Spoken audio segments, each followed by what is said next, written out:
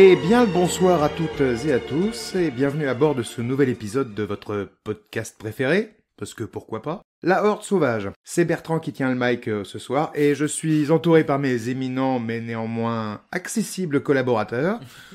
À ma gauche, Michael. Bonsoir tout le monde. Ah, force à la team chauffeuse, hein. Exactement. En face de moi, Quentin, qui est en train de finir ses étirements, est-ce que je vois? Bonsoir, mais quoi? Non, on sent que t'es prêt à en découdre, c'est pour ça. Oui, bien sûr, bien sûr. Toujours. On est la banquette des sportifs. Ça, ouais, exactement. Et là-bas, donc, vous l'avez entendu, planqué au fond de la pièce entre deux piles de Blu-ray, David. Salut à tous. Voilà, ouais, excusez-le, il était en train d'essayer d'établir un top 28 avec les quelques galettes qu'il avait à disposition, histoire de tuer le temps en attendant qu'on commence à enregistrer. Voilà.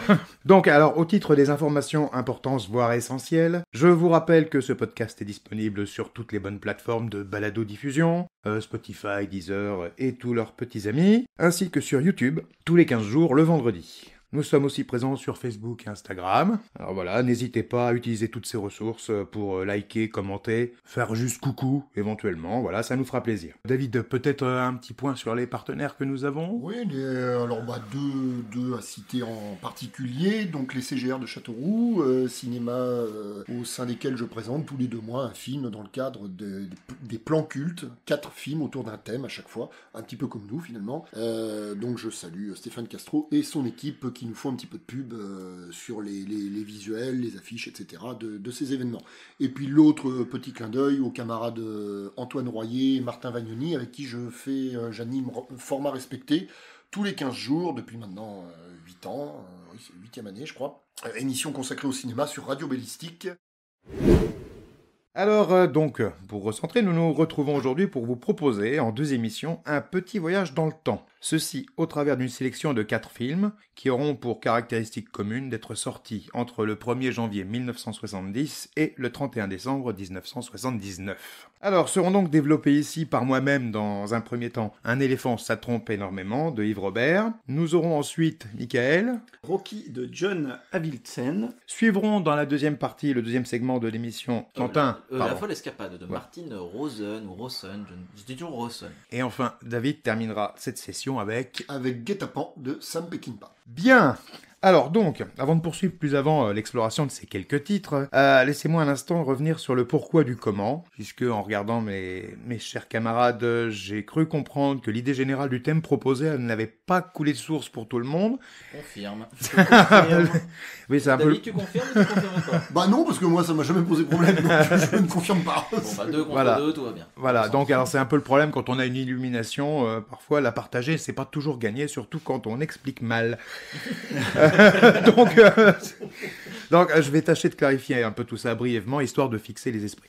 Alors pourquoi les années 70? Alors tout d'abord, je dirais que d'un point de vue chronologique, c'est au cours de cette décennie que se sont dessinés les contours du cinéma actuel. Que ce soit sur le fond, la forme, on y note également l'apparition du concept de blockbuster, on l'a déjà évoqué. On y a vu, je dirais, l'affirmation d'un professionnalisme vraiment total, ainsi que la soumission complète au système libéral, ça c'est un petit peu la corollaire, soit dans un cadre de capitalisme complètement échevelé, comme on le trouve plutôt de l'autre côté de l'Atlantique, soit dans un cadre plus de cinéma subventionné, mais à grands coups de gros billets.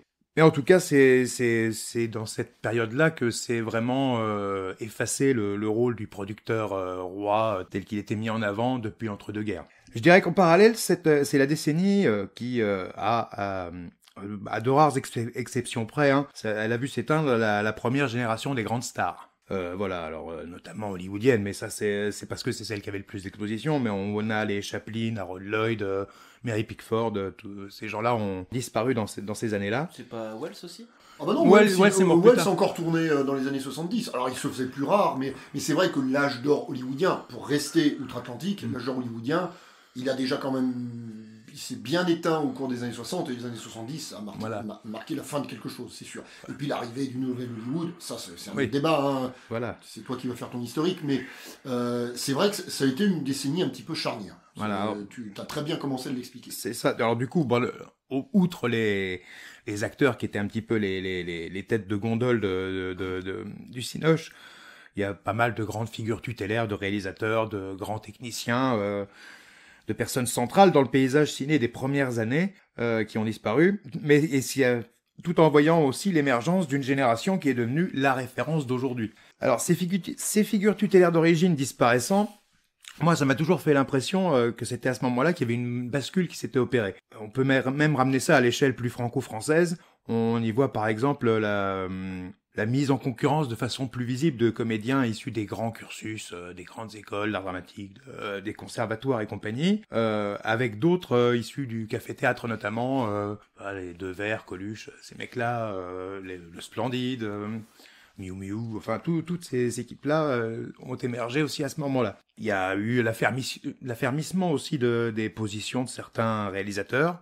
On a déjà évoqué Claude Sautet, François Truffaut, on pourrait même parler de Henri Verneuil, Claude Chabrol, Agnès Varda, enfin tous ces gens-là sont devenus vraiment des gens qui pèsent dans le milieu. Donc moi j'ai toujours eu la sensation qu'on se situait à un moment important dans l'histoire du cinéma dans les années 70. Pour revenir à un point plus personnel, le thème que je vous propose donc aujourd'hui, c'est le fruit d'une réflexion. Une réflexion à la base sur comment on en arrive à se construire une cinéphilie. Alors même si je trouve que le terme est un poil sérieux, un poil guindé même, pour décrire ce que c'était pour moi, en tout cas au début. Parce qu'au début, c'était quoi l'accès au film? Le cinéma, c'était super rare en ce qui me concerne, et le magnétoscope, j'en ai eu la possession que bien plus tard. Donc, il restait quoi? La télévision. Et c'est par ça que tout a commencé. Alors, tous les films, à 2 ou 3 exceptions près, je les ai vus... ceux que j'ai vus dans les 15 premières années de ma vie, c'était ceux qui ont forgé mes goûts, mes connaissances... Et puis ce que je sais du cinéma et ce que j'en ressortais, c'était la télévision. Alors sans grande surprise d'ailleurs, le gros des films que j'ai vus à cette époque, c'était notamment des comédies, surtout quand j'étais vraiment petit, quoi. Il y a eu les De Funès, les Bourvil, les Fernandel, mais de façon assez diffuse, je sentais que c'était quelque chose qui avait un rapport assez lointain avec la réalité. Parce que voilà, des personnages très extrêmes, presque du dessin animé finalement, quand on parle de Funès notamment, c'est peut-être plus des fables, des contes, en fin de compte. La réalité était assez absente finalement des choses. Mais au fil du temps, l'offre s'est élargie, plus on grandit, plus on a accès à de choses. Le problème, c'est que à la télévision, à cette époque-là, les règles de diffusion étaient assez strictes. Il y avait un énorme délai entre la sortie des films et la capacité que les chaînes de télévision aient de le diffuser. Donc, entre 80 et 85, qu'est-ce qu'on voyait le plus? C'était des films des années 70. Tout simplement. Et c'est vraiment avec ces films que j'ai commencé à m'édifier. À édifier ma culture cinoche, quoi. Alors, ça allait des Charlots, le Claude Zidi, la Tour Infernale, qui passait avec Monsieur Steve McQueen, dont on parlera tout à l'heure, en passant par tous les grands Belmondo de la plus folle époque. J'en passe et des meilleurs. Enfin, vraiment, c'est ce qui a forgé, d'une part, cette cinéphilie naissante, et d'autre part, ma vision de cette époque. Pourtant, qui n'était pas si lointaine à ce moment-là. Ça a contribué à la figer, finalement, dans mon esprit. Alors, de quoi ça se nourrit? Un imaginaire, hein, on en est tous plus ou moins là. Ça peut se nourrir d'ambiance, d'un grain d'image, d'une voix, de musique, d'ambiance de rue, de modèles de voitures, de costumes, hein, qui sait. Tout ça, à des degrés divers. Et c'est donc pour cela que j'en suis arrivé à vous poser, à vous tous, les gars, cette simple question en guise de prétexte à regarder des films, pour pouvoir en parler après. Pouvez-vous me citer un film qui, pour vous, est représentatif de cette décennie 70? Et alors, le gros avantage, en ce qui me concerne, c'est qu'en me posant cette question, la réponse, je l'ai eue tout de suite. C'est ton thème. Voilà. C'est un peu malheureux. C'est le gros avantage. Alors, j'ai encore pas vraiment de réponse sur pourquoi ce film-là a popé dans mon esprit à ce moment-là, mais le fait est que... Donc, un éléphant, ça trompe énormément. Titre original s'il en est. Il s'agit donc d'une comédie sortie en 1976 et réalisée par Yves Robert, qui est également d'ailleurs ici producteur, via la société Laguéville, ainsi que co-scénariste avec Jean-Loup Dabadi, que l'on avait déjà évoqué lors de notre podcast sur les films d'amour à la française. Alors, pour resituer un peu le personnage... Par rapport à quel... les choses de la vie. Donc, pour resituer un peu le personnage, Yves Robert, c'est un gars qui est actif depuis l'immédiate après-guerre, après avoir fait un peu de théâtre. Il a été acteur. Il est né en 1920, je crois. Donc, il est actif après-guerre, réalisateur, acteur... scénariste, co-scénariste, dans des registres assez différents, notamment en tant qu'acteur, parce qu'on le voit parfois en caméo dans ses propres films, quelquefois dans des emplois attendus chez d'autres, quelquefois dans des emplois plus inattendus. Alors j'avais noté ça. On le voit brièvement dans le rôle d'un des condamnés à mort dans le film Section spéciale de Costa Gavras. Pas forcément là où on l'attendait. Non. Encore que politiquement, ça peut éventuellement s'expliquer. Ou alors dans le rôle du père de Patrick Devers dans Un mauvais fils de Claude Sautet. Qui est génial, ça. Voilà, Ça, c'est top. par exemple. Attends, c'est Yves Robert là. Oui, c'est Yves Robert qui fait son père. Oui. Voilà, il jouait aussi le rôle du père de Claude Berry dans Le cinéma de papa de Claude Berry. Ah, incroyable. Du coup, j'ai un visage sur ce. Parce que j'ai vu Un mauvais fils il y a 2 mois, un truc comme ça. Ouais. Un peu après notre émission. Que Ah, j'ai beaucoup aimé. c'était vraiment très bien. Vous savez Patrick Devers, donc je suis content. Mais, Ouais, bah oui. mais du coup, Yves Robert qui joue son père, je ne Voilà. savais pas. était très bien dedans. Donc, Oui. Ouais. Ok, je capte ça maintenant. Bah, on l'a vu aussi, alors de façon plus épisodique dans le film La Crise de Colin Serrault, où il joue le rôle du père des 2 protagonistes principaux, Vincent Lindon et Zabou Bretman. La fameuse scène avec Maria Pacôme, ce qui est quand même assez unique dans l'ensemble. Alors, donc, au niveau de ses réalisations, on lui doit notamment quelques beaux succès des années 50, 60, 70. On peut parler par exemple de Ni vu ni connu avec De Funès qui est sorti en 58. Le fameux La guerre des boutons, Ah oui, c'est vrai. d'après Louis Pergaud en 61. Mhm. Les classiques Alexandre le Bienheureux et Claire Ambar, déjà coécrit avec Dabadi et avec la présence lumineuse de Philippe Noiret. Ouais. Et ensuite, les diptyques du Grand Blond, L'éléphant, ça trompe énormément, et sa suite, Nous irons tous au paradis. Et à la fin des années 80, les adaptations de Marcel Pagnol, toujours sous forme de diptyque, La gloire de mon père et Le château de ma mère. Donc on a une carrière de réalisateur qui s'étale entre 1951 et 1993 tout de même. Alors donc également producteur, on l'a dit, par la société La Guéville, fondée avec Danielle Delorme, son épouse, qui joue dans ce film-ci d'ailleurs le rôle de Marthe, et pour laquelle on peut citer, outre la totalité quasiment de ses propres films, a produit pêle-mêle les premiers films de Pierre Richard, à savoir Les Malheurs d'Alfred et Le Distrait, des films de Pierre Etex dans les années 60, des films d'Alain Cavalier, Jacques Doyon. On a eu Que la fête commence de Bertrand Tavernier, et dans les dernières années, Le peuple migrateur de Jacques Perrin, et le tout dernier produit en date, c'est Joyeux Noël de Christian Carion. Donc pareil, une grande mixité de styles et de personnalités mises en avant. Tu connais mieux cette période et ce cinéma que moi, et bien je pense Mickaël aussi. Oui, Du moi, coup, il y a j'en plein parlerai de tout à noms l'heure. dont tu as parlé qui me sont relativement plus ou moins connus. Quoi. Bah après, c'est vrai que t'as mais un ça type me parle, quoi. comme Alain Cavalier, c'est pas nécessairement le type qui a la plus grande notoriété du Ouais, monde, voilà, mais non, j'ai pas. voilà, mais c'est plutôt un cinéaste indépendant, quoi. Voilà, c'est. Oui, c'est du cinéma qui reste un petit peu plus confidentiel. Oui, c'est sûr qu'on est à l'autre bout de ce que peut représenter Yves Robert. En termes de popularité, d'accessibilité, oui. C'est vrai que moi qui n'avais pas capté par exemple que c'était l'acteur de Un mauvais fils et qui connaît pas bien son cinéma, j'ai pas vu La guerre des boutons, j'ai pas vu le diptyque des adaptations de Pagnol, même si j'en ai entendu parler depuis longtemps, je sais que mon père les aimait beaucoup, et puis les affiches sont très belles, elles m'ont beaucoup marqué. Oui. Des deux, donc Manon des Sources et... Non, c'est ceux de Berry, Claude Berry. c'est les films de Berry. C'est- C'est La gloire de mon père et Le château de Oui, ma voilà, mère. pardon, je comprends. Et c'est les deux versants. Autant en termes de style et de rendu à l'écran, c'est vraiment les deux opposés, mais ça recouvre l'œuvre du même mec. Moi, j'ai trouvé ça très fort, finalement, l'opposition entre les deux. Enfin, ils sont pas opposés, d'ailleurs, ils sont complémentaires. Les 4 films sont complémentaires, je trouve. D'accord, oui, non, j'ai confondu. Mais du coup, pour l'occasion du podcast, moi j'ai vu les deux diptyques principaux entre guillemets, Voilà, pour lesquels ouais. ils sont connus, pour lesquels le gars est connu. Les deux dont on va parler, enfin celui dont tu vas parler de sa suite, Nous irons tous au paradis, et puis les diptyques du Grand Blond. Et c'est vrai que je suis resté un peu cantonné dans un truc, et du coup, j'apprends effectivement que c'est plus large que ça, quoi.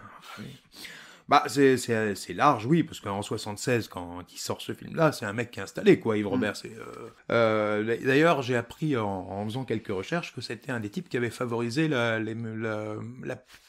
mise en avant des Monty Python en France. Ah, D'accord. bien, merci, J'ai monsieur. cru comprendre qu'il avait même collaboré à l'écriture des sous-titres sur je ne sais plus lequel de leurs films. D'accord. Voilà, alors j'ai vu passer ça trop vite pour... Ce n'est pas une mince affaire. Non, non, non, non, non. Oui, oui, retranscrire l'humour des Monty Python, c'est pas des... Loué soit Yves Robert. Bah pour ça, oui, on peut pas dire le contraire. Hein. Effectivement. La collaboration avec Jean-Loup Dabadi, qui, en tant que scénariste, lui, prend encore davantage la suite d'un Audiard, en faisant, comme lui, coïncider le texte avec l'acteur. Et ces deux mecs-là nous proposent donc cet éléphant. Alors, on va essayer de se faire un petit point pitch vite fait.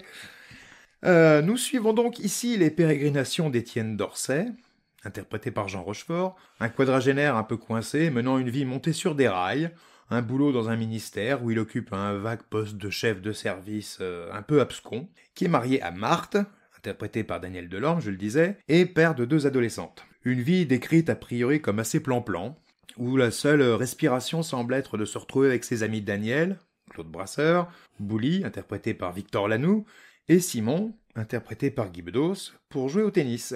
Alors lesquels garçons semblent avoir des existences assez différentes, mais tous appartiennent de façon assez évidente à des professions et des milieux assez aisés. Et donc dès le début du film, cet état de fait subit un choc majeur, avec l'apparition dès le début du personnage de Charlotte. On apprendra qu'elle s'appelle Charlotte bien plus tard, qui lui est interprétée par Annie Dupéret, et qui enflamme le cœur et l'esprit, soyons raisonnables avec les métaphores, d'Étienne, la fameuse dame en rouge. Je crois avoir eu quelques bribes de discussion avec vous autres, mes chers confrères, à travers ça que le film n'a pas globalement rencontré une unanimité positive indiscutable. Et bon, force de reconnaître que par le visionnage, ce visionnage-ci qui est intervenu au moins 35 ans après le précédent, Ah, quelle folie de faire ça. je dois avouer que je l'ai un peu redécouvert. Déjà, il faut que je vous confesse que j'ai longtemps eu un micmac d'images en tête qui mêlait Un éléphant, ça trompe énormément et sa suite. Et puis j'ai eu la super bonne idée Voilà. de regarder la suite, genre quelques jours après le premier, parce que c'était bien, et du coup maintenant... Et bah tu vois, ouais, Ah, pareil. j'ai un peu hésité à le revoir justement pour pas risquer trop le mélange encore. Bah, il faut le revoir après. Parce que personnellement, bon, on pourra en parler plus tard, mais j'ai préféré la deuxième partie. Ils sont assez différents, même s'ils partent avec les mêmes personnages, la même ambiance, c'est assez différent Puis aujourd'hui. même, Ouais. Mickaël, bon, on t'en parlera, mais le deuxième devrait plus te plaire. Si t'avais la curiosité de le regarder, je pense que non, mais le deuxième devrait plus te plaire. Mais bref, continue. Alors, donc le revisionnage bien tardif, hein, moi, il m'a quand même fait plaisir. Déjà, d'une part, parce que le film m'a bien fait rire, je suis désolé. Mais aussi parce que j'ai vu beaucoup de choses qui m'avaient quand même pas mal échappé quand j'étais enfant. Alors, oui, bien sûr, le décalage entre la voix off de Jean Rochefort et la réalité des choses, ça fait mouche, je trouve, quasiment à tous les coups. Les interactions entre Guy Bedos et Marthe Villalonga, moi, je trouve que ça marche super bien. D'ailleurs, je rappelle pour la forme, c'est juste vraiment pour la forme, puisque l'anecdote est assez connue, Marthe Villalonga n'a que 2 ans de plus que Guy Bedos. Ah ouais? Voilà. Qui Ah joue ouais, son c'est pas fils. choquant. Qui joue son fils. C'est fou. Coup dur. Et moi, vraiment, je trouve que ça passe crème, quoi. Ah, comme quoi, Voilà. bon, physiquement, il y a quelque chose déjà qui fait que, Ouais. peut-être dans sa... Et ça te pose pas de problème. Eh ben, pas là. Pas là. Eh ben non. Je me rappelle justement d'une discussion qu'on a eue à ce sujet-là. Et ben là, ça m'a jamais posé de Je problème. rappelle à Mel Gibson et Joaquin Phoenix Ah oui, tout à fait. Ah oui, c'est vrai. dans l'émission précédente. Ouais, mais parce que ça choque pas. Moi, j'étais pas le seul, ça nous a un peu tous interloqués, plus ou moins, quoi, dans le signe. Alors que là, moi, j'ai pas du tout capté. Tu m'aurais dit, ils ont 10 ans ou 15 ans d'écart, j'aurais dit oui aussi. Mhm. Et puis même, ouais, question de choix de maquillage, de vêtements et tout, dans la façon de jouer et tout, genre c'est crédible, quoi. Voilà, et puis sachant Très, très que crédible. tu parles de maquillage, on n'est pas dans un truc super sophistiqué en plus. Hein, Non, voilà. mais elle a vraiment le style d'une vieille, quoi. Voilà, c'est ça. tout simplement. Chez mes mères. Elle Voilà. fait mes mères, ouais, effectivement, donc ça fonctionne. Mais là, pour le coup, alors pour les gens de notre génération, mon pauvre David, on est vraiment sur une anecdote aussi célèbre que Brando et ses boules de coton dans les joues pour jouer de Don Corleone, quoi. Ah, c'est pour ça que tu ne parles pas depuis tout à l'heure, parce que tu savais très bien cette anecdote. Ah oui, non, mais moi j'écoute, je parlerai à la fin, même si j'ai pas grand chose à dire sur le film dans l'absolu, hein, mais j'en parlerai après. Donc alors, pour ce qui est des choses qui m'ont fait rire, oui, également aux scènes où les 4 amis se comportent comme des gamins, hein, entre des vannes assez vénères les uns envers les autres, et une solidarité qui se retrouve indéfectible, tout en sachant qu'ils ont parfois complètement tort les uns et les autres. Les acteurs, je les trouve au top. Voilà, ces 4-là, indépendamment du reste du casting que moi je trouve vraiment formidable, Ces 4-là, je trouve qu'ils font vraiment un taf vraiment impressionnant. Alors, en parlant de taf impressionnant, on peut aussi parler de l'écriture, parce que Dabadi, en termes de dialogue, il se pose quand même un peu là. C'est vraiment un orfèvre, je trouve. Et là, vraiment, il s'est sorti les doigts. Enfin, c'est vraiment les phrases de Rochefort qui induisent le décalage que filme Robert, lui. Mais c'est tellement ampoulé, c'est tellement joli pour décrire un truc qui ne se passe pas du tout dans la réalité. Moi, je trouve ça fortiche. Et c'est vraiment un orfèvre. Donc pour moi, il suffit d'ailleurs de revoir ces films-là, ou même les sautets, certains sketchs qui sont devenus cultes de Guy Bedos d'ailleurs, avant qu'il fasse quelque chose de plus politique. On peut parler de ça, on peut même écouter les chansons qu'il a écrites, toujours super bien écrites, les chansons de Serge Reggiani, les chansons de Michel Polnareff, Julien Clerc, voilà. Pour moi c'est toujours super carré ce type-là. Alors je reste aussi assez fan de toutes les séquences avec les chevaux. C'était bien ça. Qui sont quand même vachement bien foutus, surtout quand on sait que Rochefort c'était un cavalier émérite. Mais alors là où le film, je trouve, est vraiment ancré dans ces années 70, c'est par deux aspects très différents. C'est pour ça que je préfère un peu évacuer la partie genèse du film dont j'ai pas trouvé grand chose. Voilà, vraiment me focaliser sur pourquoi ça m'évoque ça. Alors deux aspects très différents. D'une part, comment est montré l'environnement. Alors comme je le disais tout à l'heure, on est dans un milieu qui est assez cossu, hein, assez bourgeois, voire. Et les personnages étaient décrits par Yves Robert comme des archétypes de giscardiens coincés. Et je trouve que ça se ressent non seulement dans les postures des personnages, dans leur opposition un peu à tout ce qui représente plus ou moins la jeunesse, la spontanéité, la fraîcheur, et aussi la mise en concurrence entre le Paris haussmannien qui est montré dans tout ce qui est leur logement, machin, tout ça, et les tours modernes qui venaient de s'ériger. Je crois que c'est encore plus visible d'ailleurs dans la suite. Il y a plus de vues d'extérieur de la défense, ce genre de choses-là, il me semble dans le souvenir que j'en ai. Et c'est vraiment une époque qui était un peu le cul entre deux chaises, entre la fin plus ou moins annoncée des Trente Glorieuses sur le plan économique, et cet espoir peut-être un peu vain, enfin qui s'est avéré vain d'ailleurs, de faire perdurer une espèce de prestige un peu suranné. Il n'y a qu'à voir les scènes dans le ministère où le seul projet d'envergure semble être cette campagne publicitaire pour un emprunt d'État, ce qui est déjà un usage très très très daté. Hein. Les emprunts d'État, il y a longtemps que ça n'existe plus. Maintenant, ils prennent directement. Ils demandent plus maintenant. Alors, il y a donc d'autres marqueurs de l'époque auxquels moi je demeure sensible, on va dire. Ce qui est accessoire, on va dire les costumes, les meubles, les voitures, ça c'est vraiment un truc qui me parle, hein, ça j'y peux rien, voilà, et ça me permet tout de suite de m'intégrer dans un récit. C'est vraiment un des détails qui marche bien. C'est dans le premier que le personnage, l'un des quatre a plein de voitures. Oui, mais il est vendeur de voitures, voilà. Ça, ouais. Dans le 2 aussi, mais il y a moins ce truc où il arrive toujours avec une voiture différente. Oui, voilà, c'est ça. C'est dans le premier où à chaque fois tu dis mais il est surtout toutes ces voitures. Une voiture de fou à chaque fois différente. C'est marrant. Ça, voilà, la première, la vieille Rolls. Alors ça, ouais, c'est incroyable ça. Je suis en train de faire le coup. Pas n'importe quoi. Bref. Il y a un autre marqueur de l'époque, ce sont les personnages de Pieds Noirs.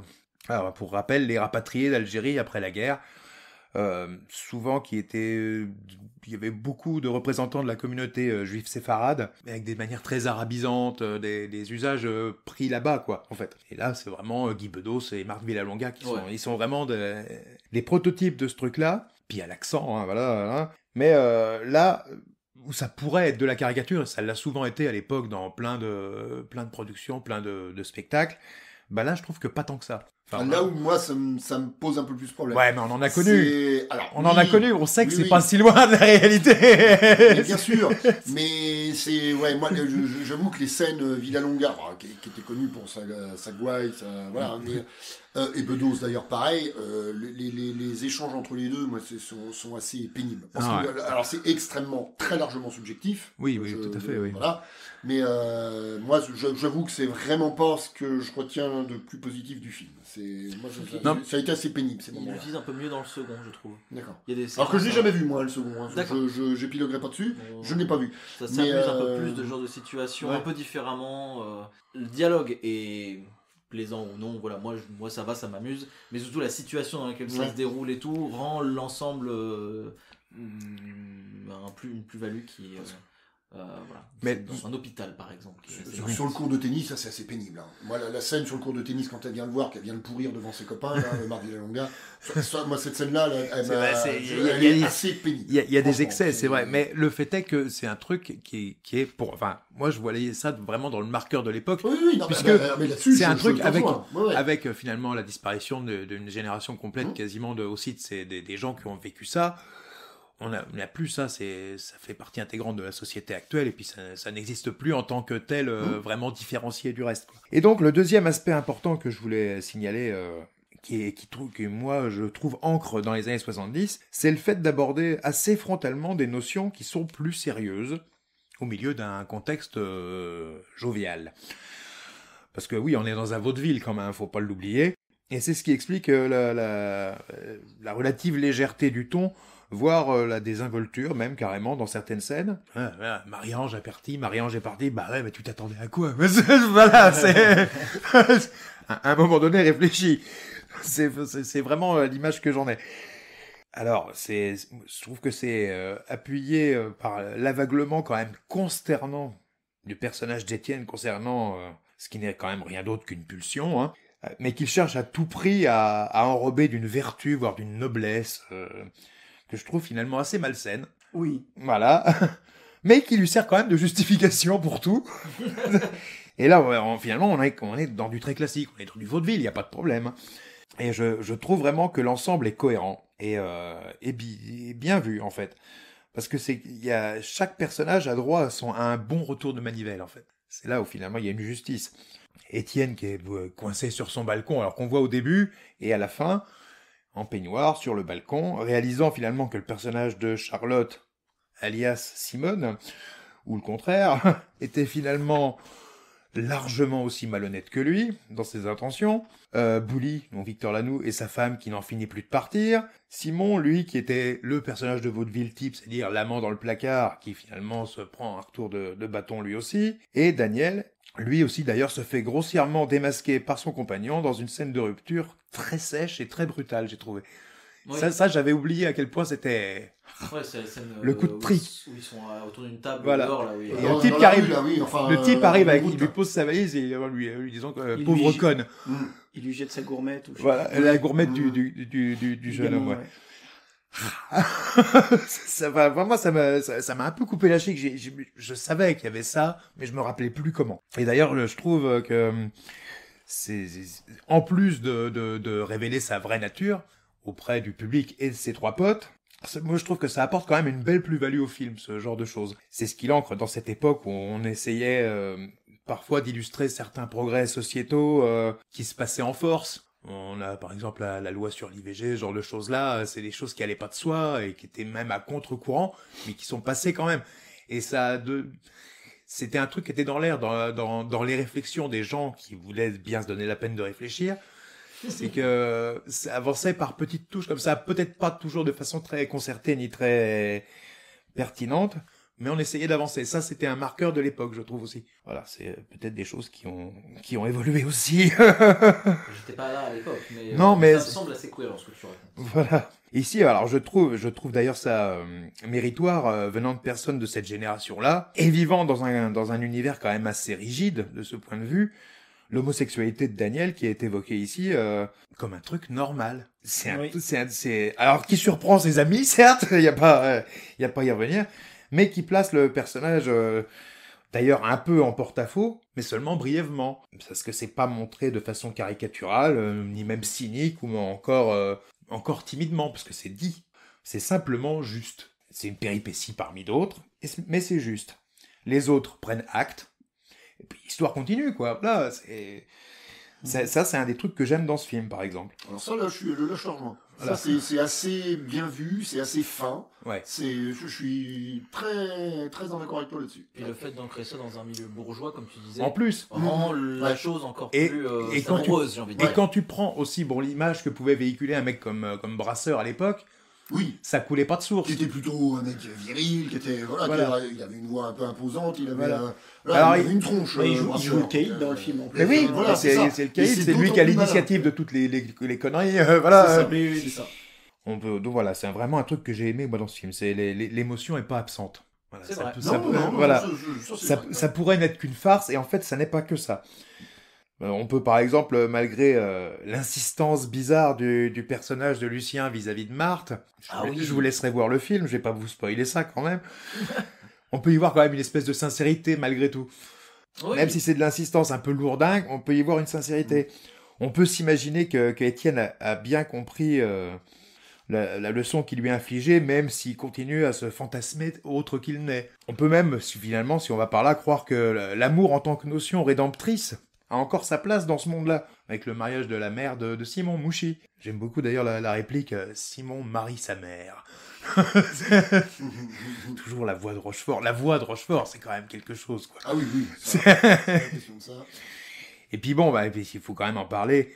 Le dernier plan sur Daniel Delorme, qui me serre le cœur. Enfin, déjà gamin, il me faisait un drôle d'effet ce plan-là. Puisqu'elle... Quand tu parles. Bah, quand tu regardes la télé, quand Elle voit Étienne à la télé parce qu'il est filmé. Oui, pardon.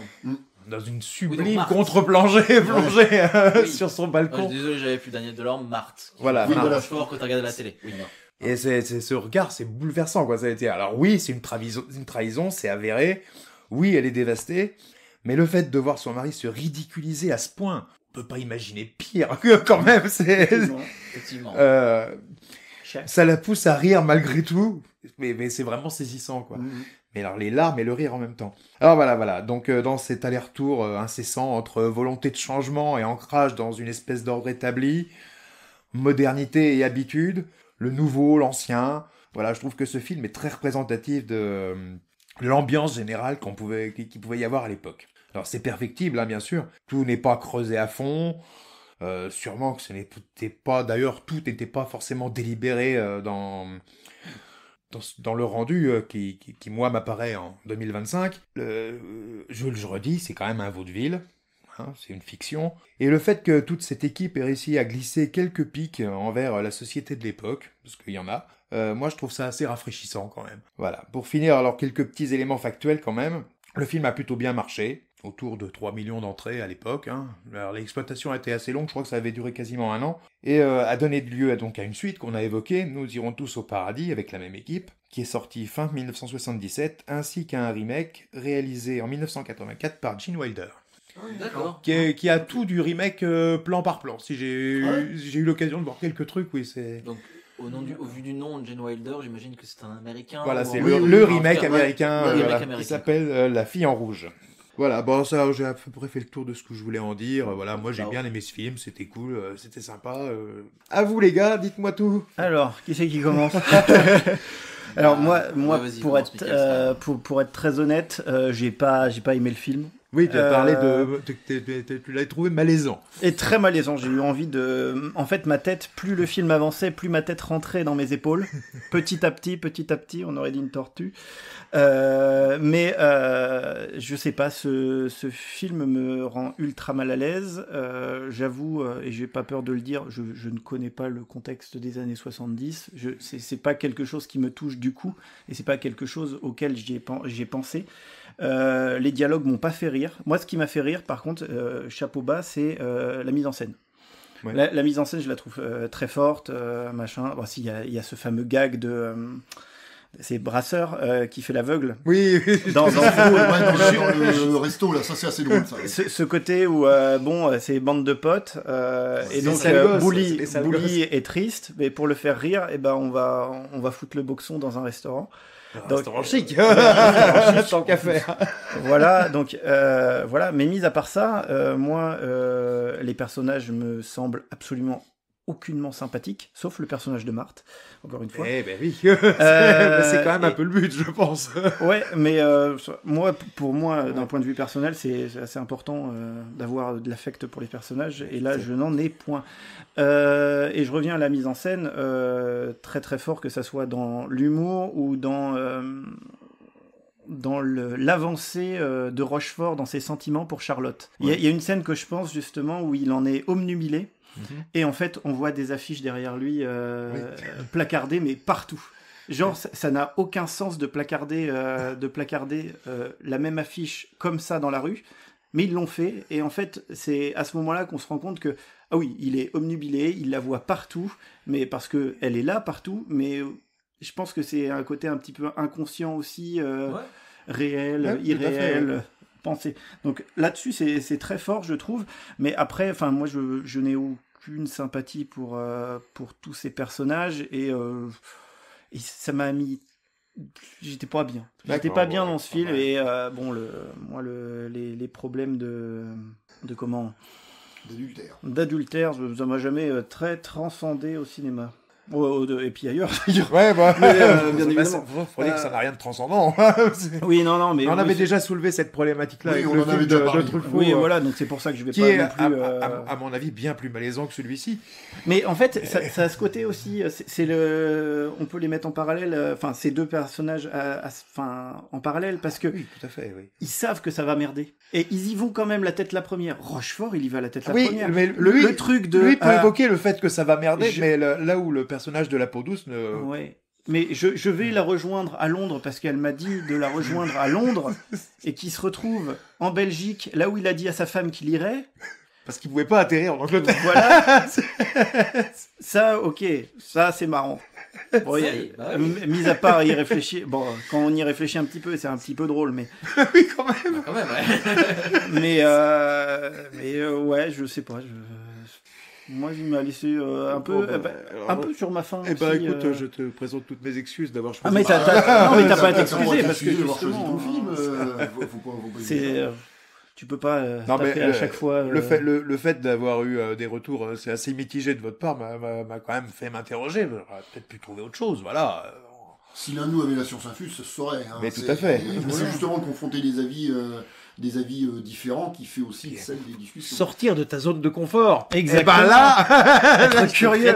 par les pieds, là. Ah oui, mais tu m'avais déjà sorti de ma zone de confort avec les choses de la vie et j'avais adoré. Et là, bon bah C'est autre chose. c'est moins probant, C'est- mais bon j'attends toi ta prochaine C'est une proposition, comme ta dirait prochaine l'autre. proposition. Voilà, c'est- Encore une fois, le second volet.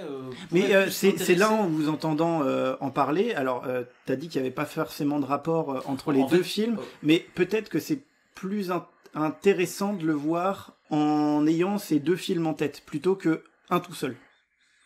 Possible, je sais pas. En fait, si je dis ça, c'est que dans le second, C'est que ça s'inverse en ce fait. truc c'est de ça. ouais, ça s'inverse. C'est le truc de l'adultère est moins présent. En fait, au début du film, le personnage de Jean Rochefort trouve une photo où il pense, enfin, il voit Marthe embrasser quelqu'un sur une photo et du coup Et le type est de dos. le film il y a un côté presque Panthère Rose ou film d'enquête un peu ridicule comme ça. Il va y avoir des scènes de filature absolument divines, de plaisir, de ridicule, voilà, plein de fois et tout. Parce Il y qu'il a il beaucoup de fait choses. pareil que dans l'éléphant, c'est qu'il se fait des films à fond. Ouais, voilà. bah oui. Mais on est moins sur ce truc de les 4 personnages qui font de la merde et machin. C'est différent. Ils font de la merde d'autres manières.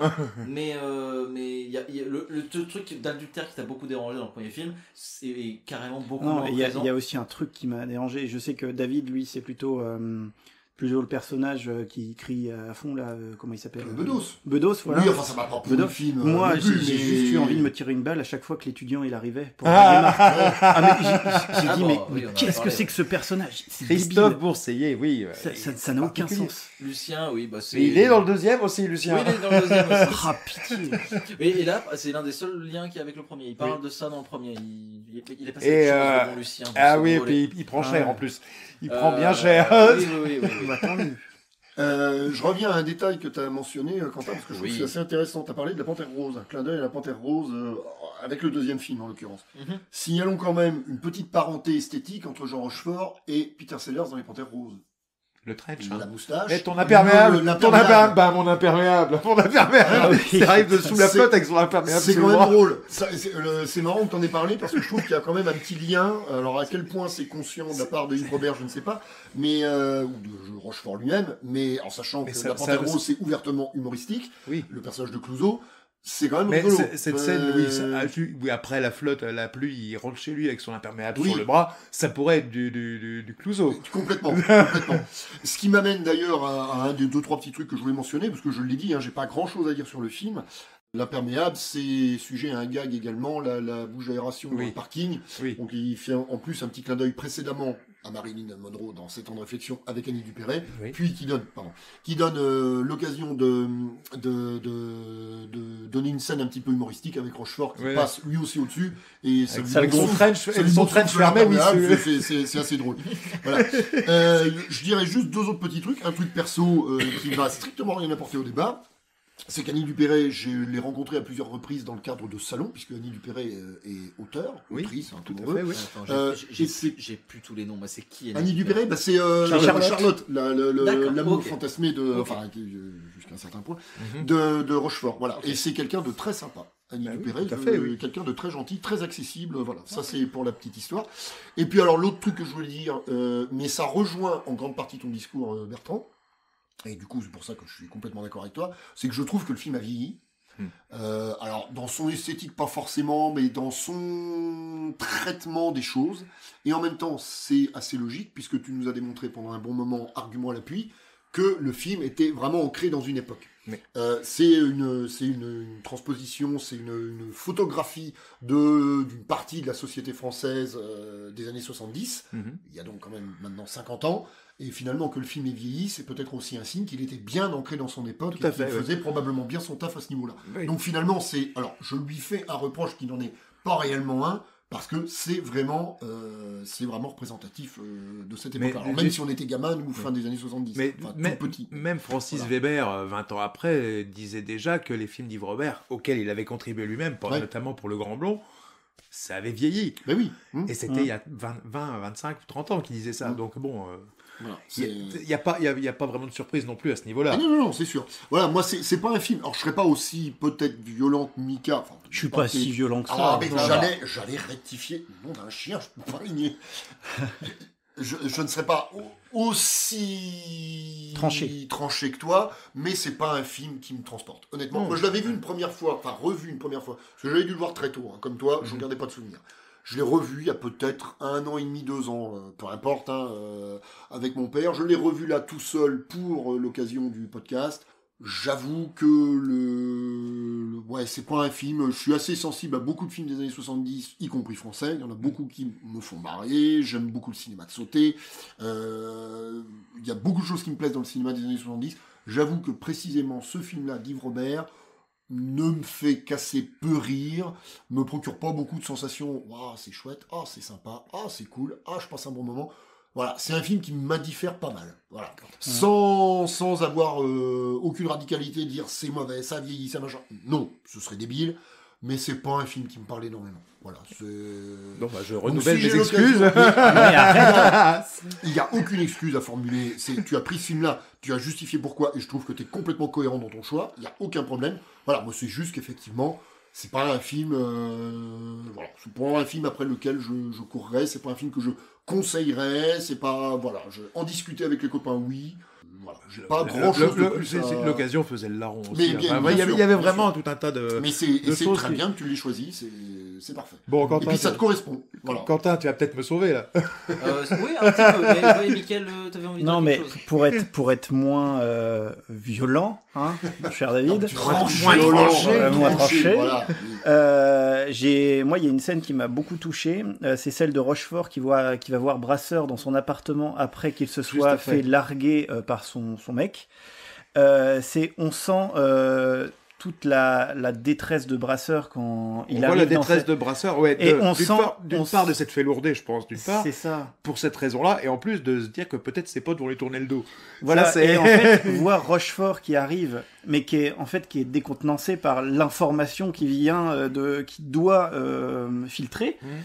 Et parce que c'est pas commun, il s'y attendait pas, Non. machin, et il est un petit peu sur le cul sur ce lit qui lui dit des banalités.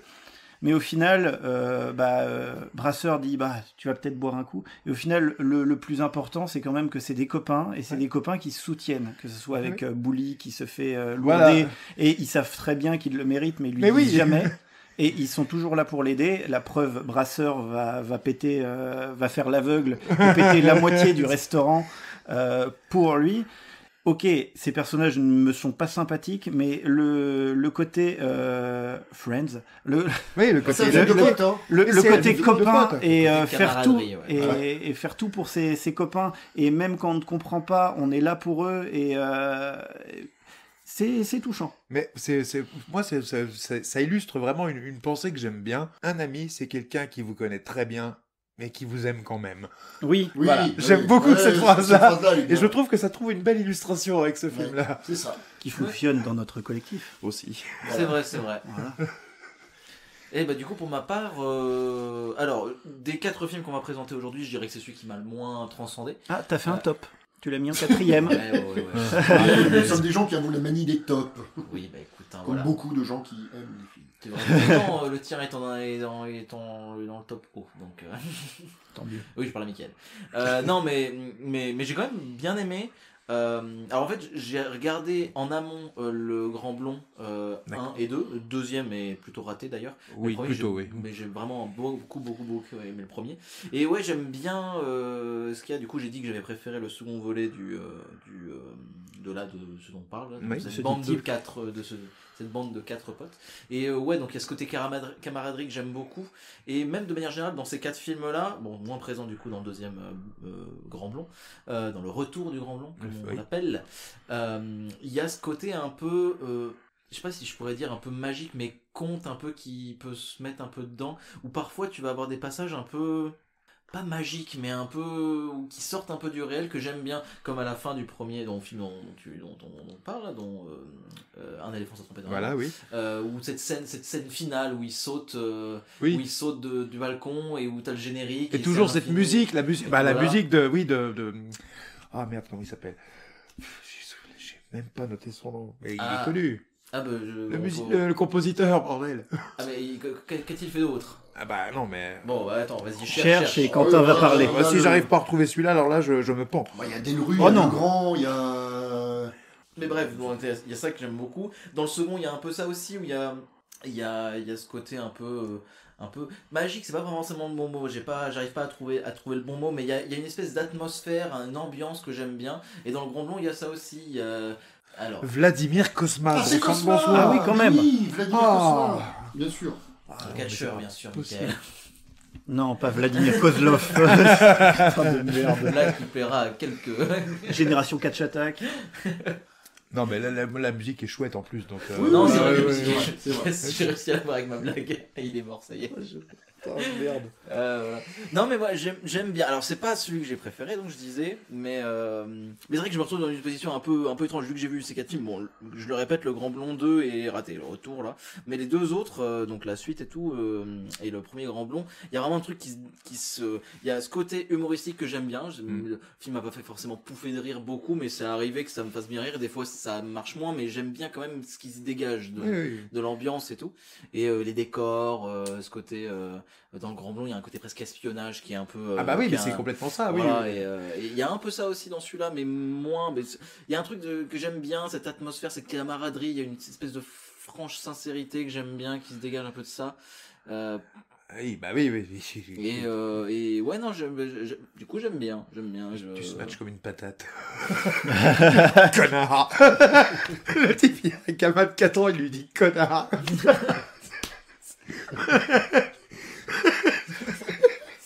Yes. C'était beau, ça, quand même. Celle-là, elle était belle. Insulter un gosse, c'est fantastique. Non, mais. Change fort, quoi. Oui, bah oui, puis là, tu disais les voix off de Mais George oui, Ford, ouais, ça mais a plaisir, ouais, plaisir ah ouais, ça, quand même. pareil dans le premier, dans le second, voilà. Donc, voilà, Et oui, pour revenir vite fait sur pourquoi j'ai un peu préféré le second, mais tu parlais des côtés un peu plus rudes parfois Oui. de l'histoire, où tu vas avoir des trucs un peu prom dog, un peu vénère. Ouais. Dans le second, il y a encore plus ça. D'accord. Le film part encore plus de ce côté-là. Ok, ouais. Il y a des trucs où d'un coup le film devient archi sérieux, tout en gardant toujours cette espèce d'ambiance et ces notes un peu humoristiques et cette ambiance un peu joviale qui arrive à revenir, qui est vraiment amenée par ces 4 personnages, quoi. Ouais, oui. Du coup, je comprends, Mickaël, de ce que tu disais, où t'arrives pas à les apprécier, ces personnages, t'as aucune sympathie pour eux. Je comprends pourquoi. Moi, j'arrive à les aimer un peu quand même, parce que c'est des personnages totalement imparfaits. Et évidemment, toutes ces histoires d'adultère n'est absolument pas pareil, totalement répréhensible. Et voilà, c'est des conneries, voilà. Mais ça n'empêche ça reste des êtres humains Les êtres humains qui sont faillibles. Ah ouais, tout à fait. Voilà. Oui, c'est vrai que ça Ça servira leur toujours donne- d'excuse. Hein, Mais oui. Ah, mais c'est pas une excuse. Non, mais je veux dire, c'est ce que C'est j'explique à une- Michael. C'est une palette de personnes, c'est une palette de personnalités denses, et que j'aime bien ça. J'aime Ouais, bien le ouais, fait que ce ouais. soit des personnages denses. J'aime bien dire je l'aime bien lui. Et puis c'est mignon quand ils sont ensemble, mais putain c'est quand même des gros cons. Mais oui. Voilà. Alors que juste des personnages tout parfaits, ça dépend des films. Voilà, ça dépend de ce que tu veux raconter. Et là en l'occurrence, je trouve que c'est plutôt réussi. Et j'aime Ah, bien ouais. ça. Donc voilà, moi je défends plutôt, même si voilà, comme je disais, c'est pas non Mais plus. alors, la pour panacée, quoi. en finir avec ça, c'est pas non plus un de mes films de chevet, parce que lui, ça fait plus de 35 ans que je l'avais pas vu. J'arrivais très bien à dormir sans l'avoir revu, y a pas de problème. Mais ça fait pop, voilà. Il est pas dans ton top 100 de tes films préférés. Non, parce que je suis Oh, pas encore arrivé à 100. C'est une blague. Vous vous faites du mal en plus. Ouais, on s'en fait du mal. Voilà, donc pour ma part, je pense avoir, donc je le disais, fait le tour. C'est vrai que tu regardes une feuille blanche. Voilà, mais Voilà. j'attendais que T'as plus grand chose à dire. la lumière émerge du vide, mais a priori pas. Donc je vais me préparer à passer la main à mon camarade de chauffeuse, Michael, Bien évidemment. qui va nous parler de Rocky. Merci Bertrand pour le bâton de parole. Donc c'est à mon tour. Avant de parler de mon film, donc Rocky, j'aimerais parler de mon appréhension des années 70. Eh ben, vas-y donc, tiens. Enfin, mon appréhension, non, ce n'est pas le bon mot, mais c'est comment je... Ta manière de les appréhender. Oui, voilà. Moi, étant né dans les années 90, 96, je n'ai pas du tout de référence de ce cinéma-là. Moi, ce qui passait à la télé, on était plus sur la décennie qui va suivre, les années 80, avec toutes les productions Amblin, tout ça qui ont été ces marqueurs de ces années-là. Et les années 70, j'étais un petit peu perdu. Quand Bertrand, tu m'as annoncé cette décennie-là, je t'avoue, j'y ai fait du jus. Quand même. J'ai pas mal réfléchi, j'ai regardé des listes sur Sens Critique. Merci aux gens sur Sens Critique qui font des listes. Alors, t'es en train de justifier les gens qui font des tops, c'est ça? Je justifie C'est une liste, c'est pas des tops. c'est des listes. Ouais. Pas la même chose. Voilà. Bon, ça. Ou, Et donc, pas la même chose. je suis tombé sur un titre directement où vraiment je suis resté focus sur celui-ci parce que j'aime beaucoup l'acteur principal. Bah oui. Et puis j'aime bien cette saga qui est Rocky. Ça va parler de muscles. Voilà, exactement. Comme à peu près une fois sur deux avec Michael. Et bah oui, mais non, au final. Voilà, mais Rocky, premier du nom. Vas-y, je te laisse. Mais ce les n'est pas un muscles film de sont- boxe. Mais en gros, moi j'avais cette appréhension-là de pas savoir justifier pourquoi ce choix, mis à part le fait que j'adore Stallone et j'adore Rocky. Donc j'ai un peu cherché, je me suis dit, mais qu'est-ce que le cinéma des années 70 ? Et donc, plus précisément, l'américain, puisque Rocky est américain. Et donc, en fait, c'est de ce que j'ai trouvé, alors vous me reprenez si je dis des bêtises, mais c'est quelque chose qui est vraiment très imprégné du post-Vietnam, qui se termine en 75, et justement avec toute ce foisonnement au milieu des années 70 d'anti-héros. Comme par exemple dans Taxi Driver, dans Le Parrain, dans Mad Max, dans Death Wish, et Dirty Harry par exemple. Oui. Où on suit vraiment des anti-héros, des gens qui ne sont pas absolus, enfin qui ne sont pas lisses, qui ont un vécu, qui sont. Oui, puis qui vont aller chercher une espèce de rédemption ou alors un peu de la résilience dans ce qui leur arrive, oui. Exactement. Ouais, puis pour la guerre du Vietnam, tu dis 75 pour la fin, c'est la date, hein, mais en vrai, ça fait déjà plusieurs années qu'ils étaient déjà très décriés et qu'ils se faisaient déjà bien rouler dessus depuis un bon bout de temps. Voilà, oui. Et juste pour préciser, sinon tu as dit Mad Max, c'est australien, je sais pas s'il y a trop de liens. Ah, T'as oui. cité Mad Ouais, Max non. J'ai même pas relevé. My bad. Ah bah tu vois, sinon j'aurais... Oui. My Enfin, bad. pour les trois premiers en tout cas. Les deux premiers, pardon. Le troisième est peut-être coprod américaine possible. Tina Turner dans le lot et tout. Ouais, je sais pas. Je sais Oui, pas, bah, mais désolé pour cette erreur. Non, mais pas de mal. Par contre, j'ai juste écrit le rêve américain, c'est de la merde. Donc on est à peu près là-dessus C'est sur ça, oui, mais la oui, fin mais des c'est- années 70. Là, D'ailleurs- pour le coup, t'as mis vraiment le doigt sur ce qui représente une partie du cinéma américain de cette époque. Et ce qui représente Rocky. Mais Voilà. ça, j'en reviens un peu plus tard. Donc on va commencer par le point que j'appréhende le plus, le point pitch. Le fameux point pitch. Exactement. Donc Rocky, de quoi ça cause ? On se retrouve dans les quartiers populaires de Philadelphie à suivre un personnage qui s'appelle Rocky Balboa, qui se démène un petit peu pour survivre dans tout cela. D'un côté, boxeur amateur, et de l'autre côté, collecteur de dettes pour la petite frappe locale. Il essaye de joindre les deux bouts en gagnant sa vie comme il le peut. Son triste quotidien est mis en pause à chaque fois qu'il va à la rencontre de la sœur de son meilleur ami Polly, qui est Adrienne. Voilà, et un jour, il reçoit une offre inattendue du champion du monde poids lourd de boxe, Apollo Creed, qui l'invite à un combat pour défendre sa ceinture le jour de l'anniversaire de l'indépendance des États-Unis. Rocky accepte, mais la préparation ne sera pas de tout repos. Donc, c'est des phrases types de fin de point pitch. Exactement. Donc, avant de parler du film, on va parler de sa création. Donc, au début, le scénario est écrit par tout simplement Sylvester Stallone, qui est, à l'époque, un acteur un peu loser, sans le moindre sou, SDF à de multiples reprises. Il essaye de survivre, un petit peu comme Rocky, finalement, en faisant de la figuration, des petits rôles, et même en vendant un scénario qui sera plus tard... en vendant un scénario $500 qui sera plus tard La Taverne de l'Enfer. Il va même jusqu'à vendre son chien pour se nourrir, chien qu'il rachètera après avoir vendu les droits de Rocky. Et il va même tourner dans un film érotique, The Party at Kitty and Studs, pour la maudite somme de $200. Donc, on va dire que Stallone, à cette époque-là, c'est pas la joie. C'est pas le monstre que c'est à l'heure actuelle.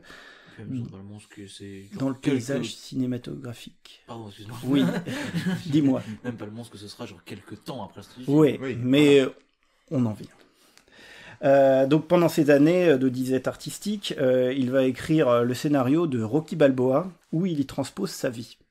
Notamment ce côté loser qui va réussir à toucher la gloire. Une fois les idées mises sur le papier, en seulement 3 jours, il va essayer de démarcher les producteurs. Il va réussir à toucher le producteur Irwin Wickler et Robert Chartoff, qui seront notamment les producteurs de Raging Bull, Les Affranchis et de toute la saga Rocky et Creed. Ces derniers, ils veulent acheter le scénar pour $350,000, pour la seule condition que le rôle titre soit donné à un acteur qui est bien inscrit dans le paysage hollywoodien à cette époque-là. Ils pensent notamment à Robert Redford, Burt Reynolds, James Caan ou Ryan O'Neal. Mais Stallone reste droit dans ses bottes. Rocky, c'est lui. Il démord pas du premier rôle. Après de multiples échanges avec les producteurs, ils vont lui proposer quelque chose. Enfin, ils vont lui proposer une somme d'argent qui est moindre, $20,000 au lieu de $350,000 précédemment. C'est bien moindre. Oui. C'est bien moindre. Parce que Stallone n'est pas une star. Il n'assure pas la rentabilité du projet, donc s'ils l'achètent, ils achètent les droits bas, forcément que faire de la moula sur ce projet, ça sera beaucoup plus facile que si ils l'achètent déjà bien plus haut. Sachant que à l'époque, le plus gros rôle de Stallone, c'est dans La course à la mort de l'an 2000, où il joue l'antagoniste principal, qui est un film de Paul Bartel. Vous connaissez ? Oui, de titre, je l'ai pas vu. Voilà, il me semble que c'est un réalisateur québécois qui n'a pas fait grand-chose derrière. Mais c'est de la série B, en gros. Stallone finit par accepter, parce que pour lui, c'est son rôle, et voilà. Mais par contre, au niveau du budget, on va être sur un budget qui est assez bas. Pour un projet hollywoodien, même de l'époque, on est sur seulement $1 million. Pour vous donner un peu une idée, la même année, on a Les Hommes du président de Pakula qui sort, c'est 8,5 millions. Et de l'autre côté de l'océan, en France, nous avons le film de Zidi, L'aile ou la cuisse. C'est 23 millions de francs, soit 17,2 millions d'euros, soit environ 18,4 millions de dollars. Donc, l'aile ou la cuisse. Voilà. Oui, c'est et d'un autre autre côté, on a Rocky à seulement $1 million. Bref, en gros, ça a coûté des clopinettes. Et ça a forcé Sly et John Avildsen, qui est le réalisateur, à faire d'énormes économies. Notamment pour la plupart des scènes filmées dans la rue, les passants que vous voyez à l'écran, jamais ils leur ont demandé leur avis. Voilà, Stallone qui court dans Philadelphie, jamais ils ont demandé les autorisations. On voit le frère et le père de Stallone qui jouent dans le film. Alors, le frère étant celui qui chante au début dans la rue, Oui. Okay. et son père, c'est celui qui sonne la cloche pendant le match. Ils font appel aussi à des bénévoles au niveau de la figuration. On a aussi des problèmes techniques qui ont dû être réécrits pour le film. Par exemple, le problème du peignoir trop grand. Et Stallone a réécrit le film pour justifier que le peignoir soit trop grand. Pareil pour l'affiche d'avant-combat, où le short de Stallone n'est pas de la bonne couleur. Stallone a réécrit pour justifier ça. Ah, c'était une erreur dans la commande, on va dire, du truc. Exactement. Du coup, ils ont dû s'adapter pour le film. Oui, il a adapté le scénar à chaque fois ça. pour les aléas. Incroyable. Autre adaptation du scénar, le premier rendez-vous de Adrienne et Stallone, et de Rocky justement, qui devait se passer pendant des heures d'ouverture de la patinoire. Cette patinoire devait être bondée. Eh ben non, du coup, réécriture, la patinoire est fermée, ils sont que 2, ils ont que 10 minutes, ça suffit à l'écran. Okay. Donc voilà, et ça n'a duré... ah si, j'en ai un autre que David m'a dit dans la semaine. Les chorégraphies de boxe sont faites par Sly en personne. Ah ouais, il est crédité voilà. dans le générique de fin. Exactement. C'est lui qui a géré cette partie-là. Et il faut savoir aussi que Rocky, le film, le tournage n'a duré que 28 jours. Court, efficace, pour l'ampleur que ça qui a suivi derrière, c'est quand même assez impressionnant. Du coup, j'imagine que Stallone devait déjà, avant le film, si c'est un film qui est si personnel, c'est qu'il devait déjà être pas mal passionné par la boxe déjà en amont, et c'est pour ça qu'il gère vachement dans le film, qu'il gère ça, j'imagine. Il a pas appris la boxe pour le film. Non, en fait, il s'est inspiré... Ouais, non, j'en parlerai plus tard. Okay, je le trouve pas dans mes notes. Où j'en étais-je de tous les trucs qui ont coûté... oui, alors tout ce qui est boxe, en fait, il s'est inspiré d'un fait qui s'est passé dans la boxe, un combat contre Mohamed Ali avec un illustre inconnu, qui a mis KO, qui a mis au sol Mohamed Ali au 8e round, mais qui s'est fait mettre KO dans le dernier round, le 15e, par Ali. Voilà, en gros, c'est ça, et ça s'est passé dans l'année. Mais Stallone, il n'est pas un boxeur, il a un passé de bodybuilder. Voilà. Ouais. Oui. C'est bizarre, hein. Ouais. En fait, ce que tu es en train de dire, c'est oui, il n'avait pas d'appétence forcément particulière pour la boxe, c'est que ça lui a servi de background pour son histoire. Lui, ce qui lui importait finalement peut-être plus, c'était de raconter cette histoire-là, de ce type-là, dans ce contexte-là. On est vraiment dans un background très lointain, parce qu'au final, Rocky et... Rocky, la saga en général, on est quand même sur une saga qui n'est pas du tout sur la boxe. La boxe n'est qu'un contexte. Oui, voilà, c'est ça, c'est un arrière-plan. Oui, c'est un arrière-plan. Je crois que j'ai regardé une vidéo et on est sur chaque film, on est à chaque fois sur moins de 10% de boxe à l'écran. De toute façon, c'est vrai que là, dans le premier, j'ai pas revu les autres récemment, mais dans le premier, c'est le dernier quart d'heure. En retrait. Sur 2 heures, on a un quart d'heure de boxe. C'est un film très intimiste, en fin de compte. Exactement. Oui, non, mais effectivement. Donc, dans le personnage de Rocky, on a Sly, Sylvester Stallone. Dans le rôle d'Adrienne, nous avons Talia Shire, la sœur de Francis Ford Coppola. Exactement. D'accord. Tu ne le savais pas ? J'ai peut-être déjà entendu l'histoire, mais je m'en souvenais plus. Les Coppola qui travaillent dans le cinéma, il y en a beaucoup. Hein. Oui, alors, il y en a quelques Coppola, d'autres pas. Cage, certains Nicolas Cage, par exemple, qui sont deux. Ça, je savais. Mais voilà, donc... Il n'y a pas Sean Penn aussi, non ? Non, Sean Penn, je crois pas. Bon, bref. Dans le rôle de Paulie, donc le meilleur ami de Rocky, on a Burt Young. Dans le rôle de l'entraîneur Mickey, on a Burgess Meredith. Et dans le rôle d'Apollo Creed, nous avons Carl Weathers. Donc, avant tout, Rocky, c'est un film de personnages. Qui tourne beaucoup autour de la relation entre ces personnages. On a notamment, le plus obvious, celui qui se voit le plus, c'est la relation entre Adrienne et Rocky, qui aient une relation plutôt jolie, qui réussissent grâce à leur relation à s'élever tous les deux, parce que notamment, par exemple, on l'apprend pendant leur rendez-vous à la patinoire, c'est deux personnes qui, dès qu'ils sont nés, se sont fait rabaisser. Parce qu'ils parlent de leurs parents, justement, ou par exemple, Adrienne dit que sa mère, lui disant qu'elle n'était pas spécialement jolie, qu'elle ferait mieux d'être intelligente. Et pour Rocky, c'était plutôt bon, t'es un peu con, donc vaut mieux que tu te mettes à la boxe et que tu fasses ça, parce que... Et c'est à ce moment-là d'ailleurs qu'on apprend que Rocky fait de la boxe, ce n'est pas son choix, c'est le choix de son père plutôt. Donc ce sont deux personnages qui se font humilier depuis leur tendre enfance, et grâce à cette relation, ils vont réussir à s'émanciper de tout ça. Adrienne bien en amont, par rapport à Rocky qui attendra vraiment ce dernier combat, mais j'en viens après. Grâce à cette relation, on a Adrienne qui va finalement plus s'affirmer, notamment dans cette scène où elle campe sur ses positions face à son frère, chose qu'elle n'a jamais faite. Voilà, en parlant du frère justement de Paulie, qui est le meilleur ami de Rocky, on sent, alors s'il y a un méchant dans ce film, tout le monde va le pointer du doigt en disant lui, parce que bon, vu ce qu'il est capable de sortir, mais c'est bien plus profond que ça. On a Paulie qui est justement un homme qui subit sa vie depuis le début.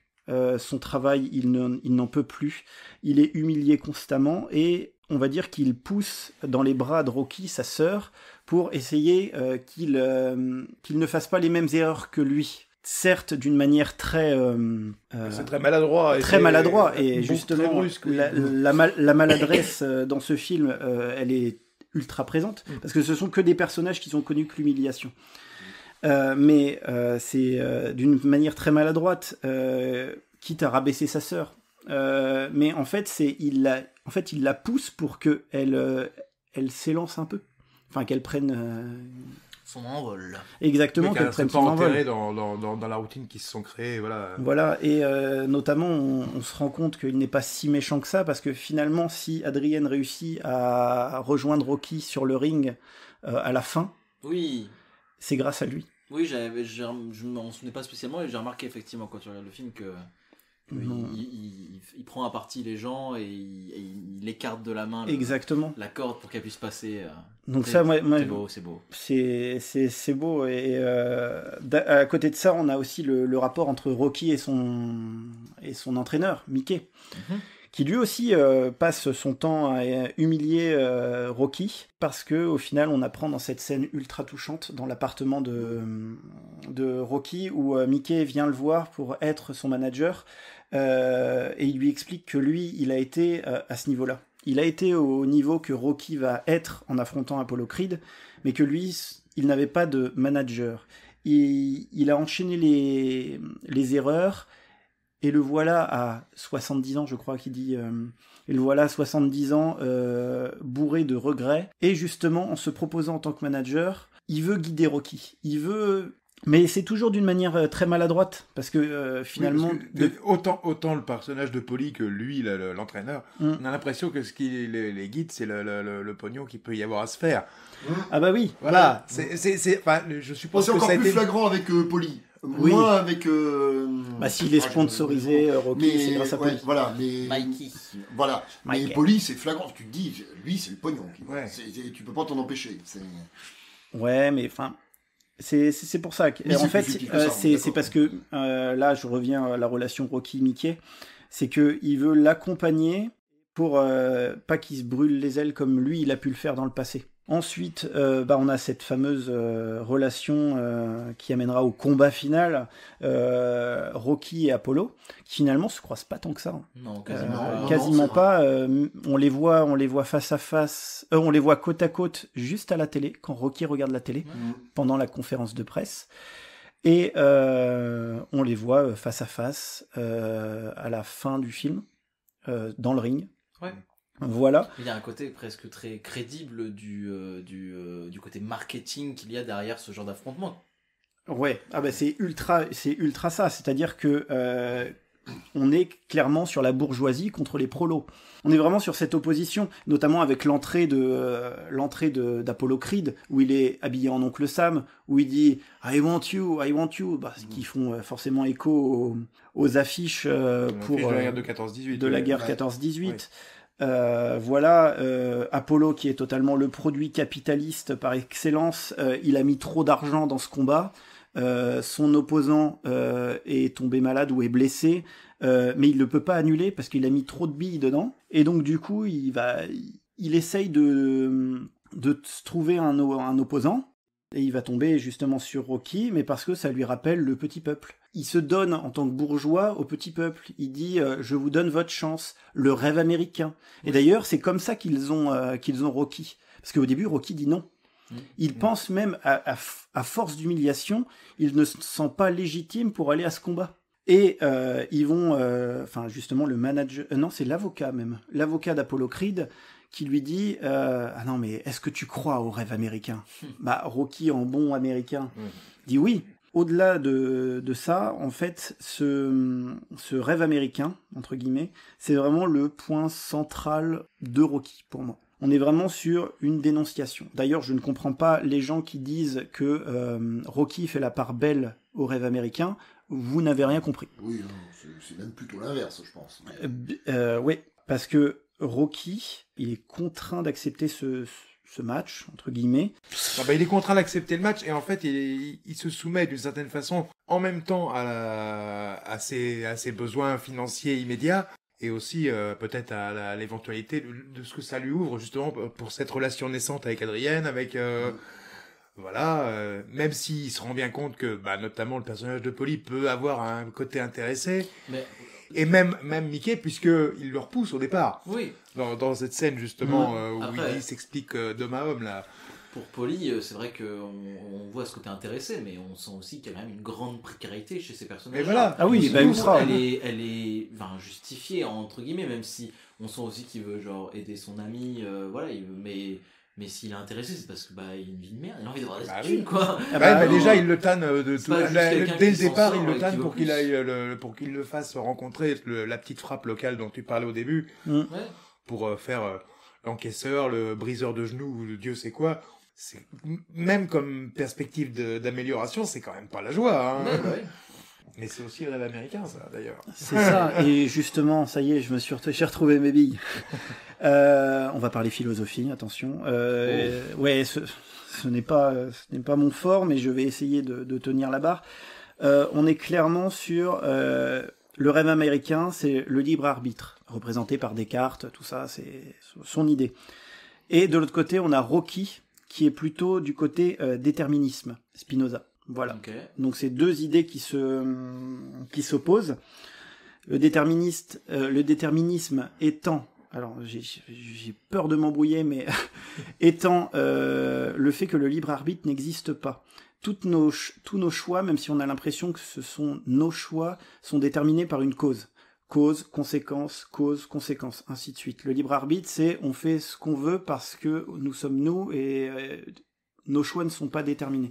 Alors que, nos choix sont déterminés par nos envies, du côté Spinoza, je veux dire, notre classe sociale, tout ça.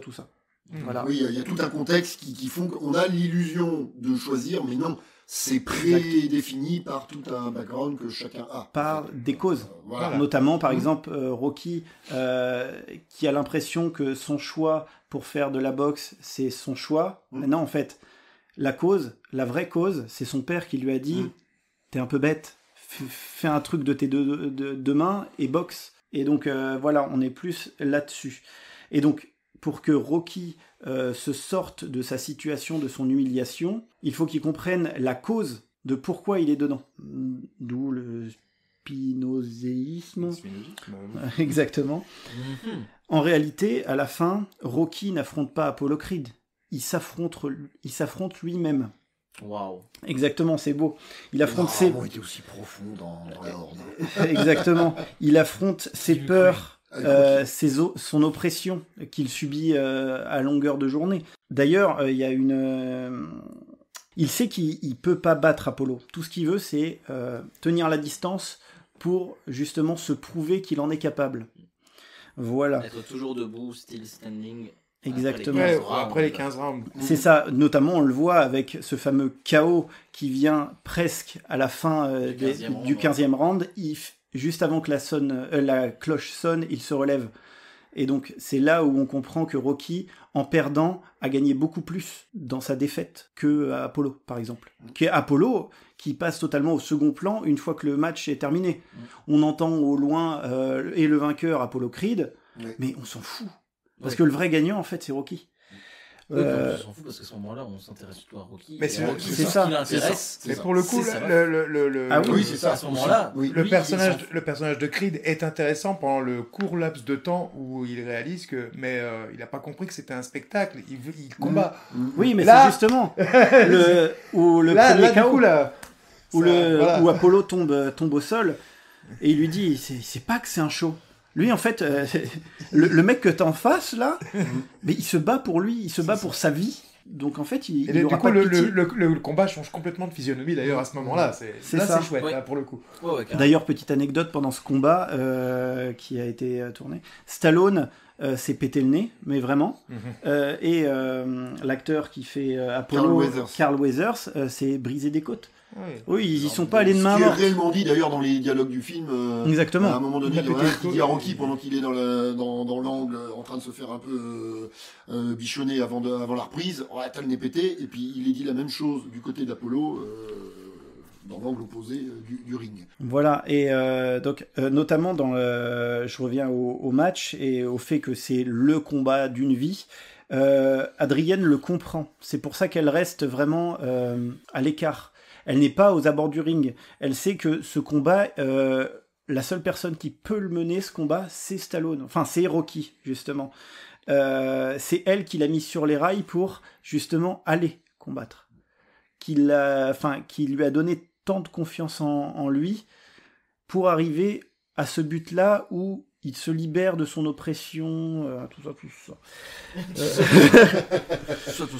Exactement. Donc voilà. Donc, et justement, c'est le combat d'une vie et ce qui donne tout son sens à cette scène où Rocky, au début du film, est face à sa propre image devant son miroir. Et il voit l'enfant qu'il était sur une des photos. Et en fait, et on comprend que qu'est-ce qui s'est passé entre deux. Il regarde cette photo, pourquoi lui était peut-être plus heureux, parce qu'on voit que Rocky était plutôt souriant, machin. Mais que maintenant, qu'est-ce qui fait qu'il est dans cet appartement qui est... plus que... Un taudis.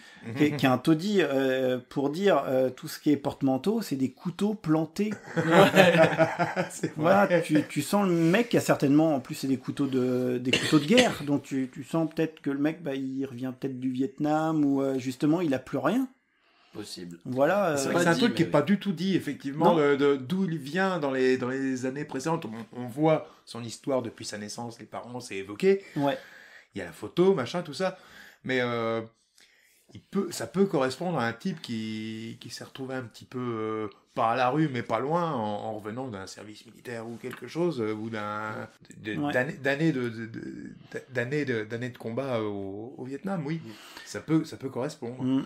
Et c'est là où c'est vraiment c'est vraiment génial, c'est que au final, je vous ai dit que Stallone a mis beaucoup de sa vie dans ce film, mais il pouvait pas imaginer à quel point ce film allait être un succès. Et du coup, partir d'un acteur qui est quasiment SDF, qui survit comme les Rocky au début du film, et à la fin propulsé sur le devant de la scène, être une star mondiale, parce que oui, le film a marché dans le monde entier, c'est un succès, je vous parlerai des chiffres tout à l'heure, c'est hallucinant ce qu'il a rapporté. Rocky, à la fin du match, au début du match, c'est un inconnu du grand public, c'est un combattant de seconde zone, personne ne le connaît. À la fin du match, c'est une star, si c'est pas mondiale, américaine. Et à la fin du tournage et du film et de l'exploitation du film, Stallone, lui, est une star mondiale. Et je trouve le parallèle entre le personnage de Rocky et Stallone ultra intéressant Et vraiment trop cool pour... Oui, le film a presque anticipé la réalité. Oui, exactement. C'est marrant, Ouais. effectivement. Et donc, je vous disais que le film a été un énorme succès mondial. 1 million de budget, je vous rappelle. Il en a rapporté 225. Il n'y a pas beaucoup de films qui peuvent rivaliser en termes de rentabilité pure. Non. Oui, Exactement, c'est même lui qui a la première place au box-office américain de l'année 76. Ah ouais. Voilà. Rien qu'aux États-Unis, c'est 54 782 000 entrées. C'est énorme. Il a été nommé 45 fois pour 22 récompenses, dont 10 fois aux Oscars avec 3 récompenses, donc meilleur film, meilleur réalisateur et meilleur montage. Ah ouais, je savais pas ça. Ouais, c'est qui est le seul Oscar de comment il s'appelle ce Alvidsen, le réalisateur. Ouais, de Alvidsen, Oui, de toute façon, il a pas beaucoup de titre de gloire, lui. Qui n'a que pour titre de gloire, c'est Karate Kid. Ouais. Voilà, 1, 2, 3, il me semble. Et qui fera Rocky 5. Et qui fera Rocky 5, le pire de la saga. Voilà, Oui. si on devait la comparer à la saga Mission Impossible, ce serait Mission Impossible 2. Voilà. C'était totalement gratuit, ça. Ah ouais, Un mais, petit peu. John Woo, c'est pigeon, moi je lui fous au cul.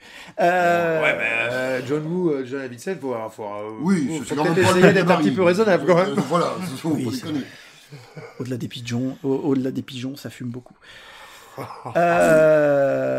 Donc voilà, moi j'en ai à peu près fini. Alors moi j'ai une question qui est liée un peu à tout ce que tu viens de dire dis-moi. à la fin de ton Puis petit je terminerai speech. par des petites anecdotes du film.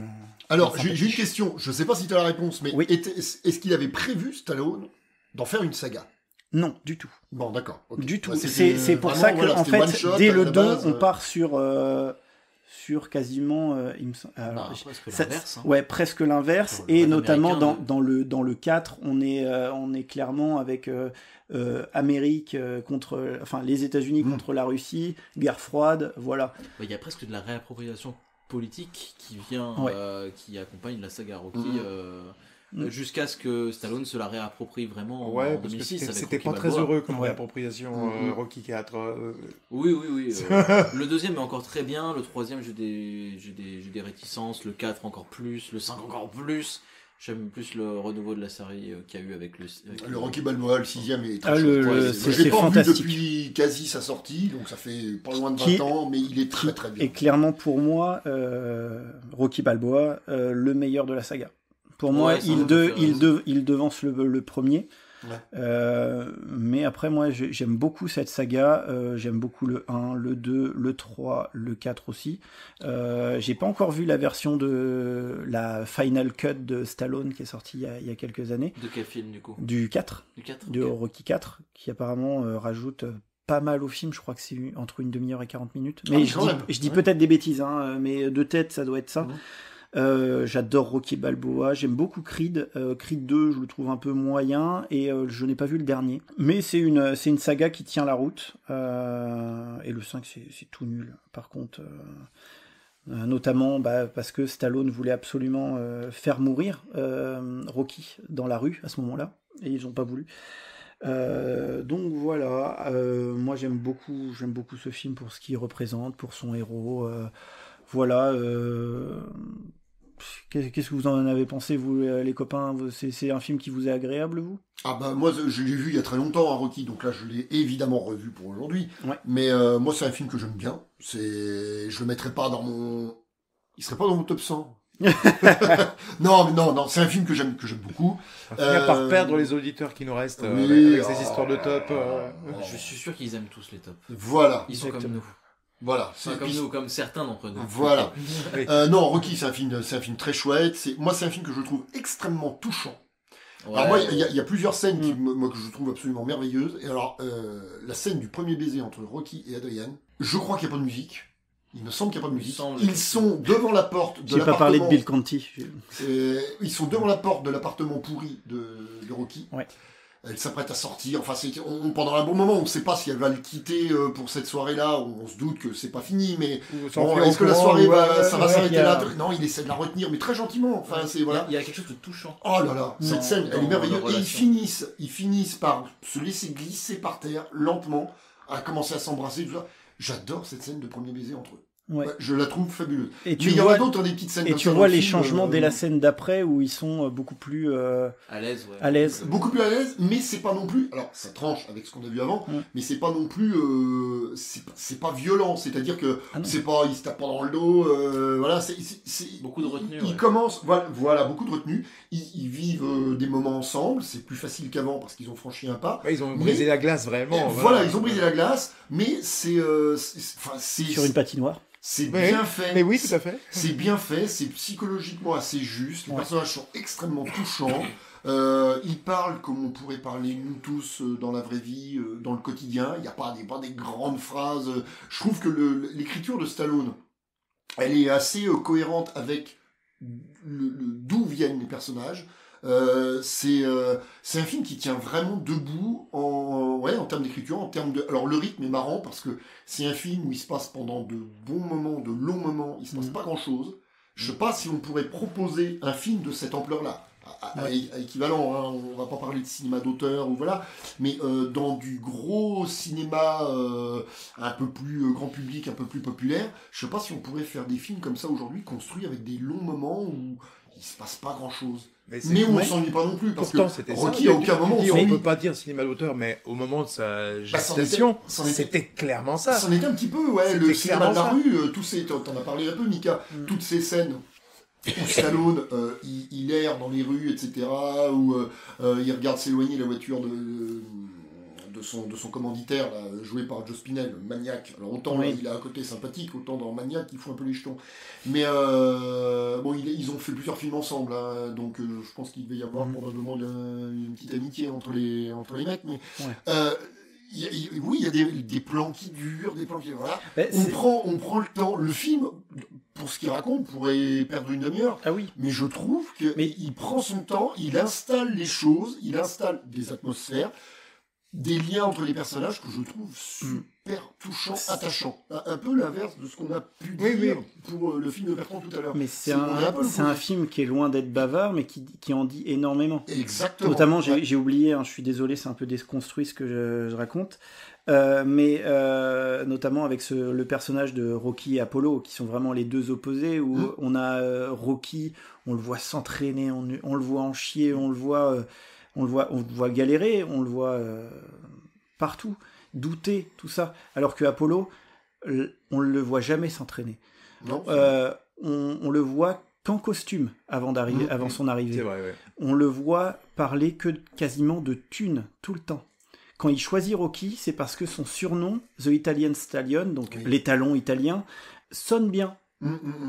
Voilà. Et puis encore une fois, cette histoire de prolo et tout, où il y a les Italiens, il y a toute une grande communauté italienne aux États-Unis. Du coup, ça va parler à une certaine partie des gens, rêve américain, encore une fois, tout ça. Oui, et puis nombre de tickets vendus et tout ça aussi. Il y a un côté artificiel dans la personnalité d'Apollo qui est évidemment à mettre en parallèle de la personnalité de Rocky. Ah, mais totalement, Bon, après, c'est un film sur Rocky et Apollo est clairement un personnage secondaire dans l'histoire. Ouais. Mais il permet à Rocky d'accéder à autre chose. C'est ça. Presque malgré lui, d'ailleurs. Et c'est là où il n'y a pas de gras en fait dans ces personnages. Ah non, comme je disais, il y a Rocky, Paulie et Adrienne qui sont vraiment le noyau dur entre guillemets des relations, avec Mickey qui est un peu en retrait mais qui a une scène touchante. La scène où il vient le voir dans son appart, elle est géniale. Dans les scènes géniales, celle-là, elle se pose là. Où il l'engueule alors qu'il est encore sur le palier, il s'en va tête basse.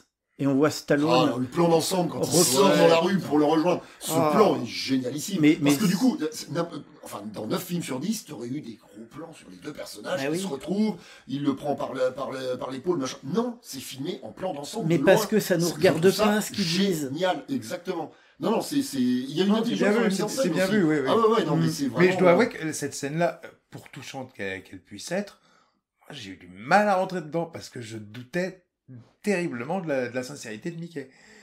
Ah oui, d'accord. Oui. Mais c'était terrible parce qu'il est montré de manière assez rude, assez antipathique. Oui.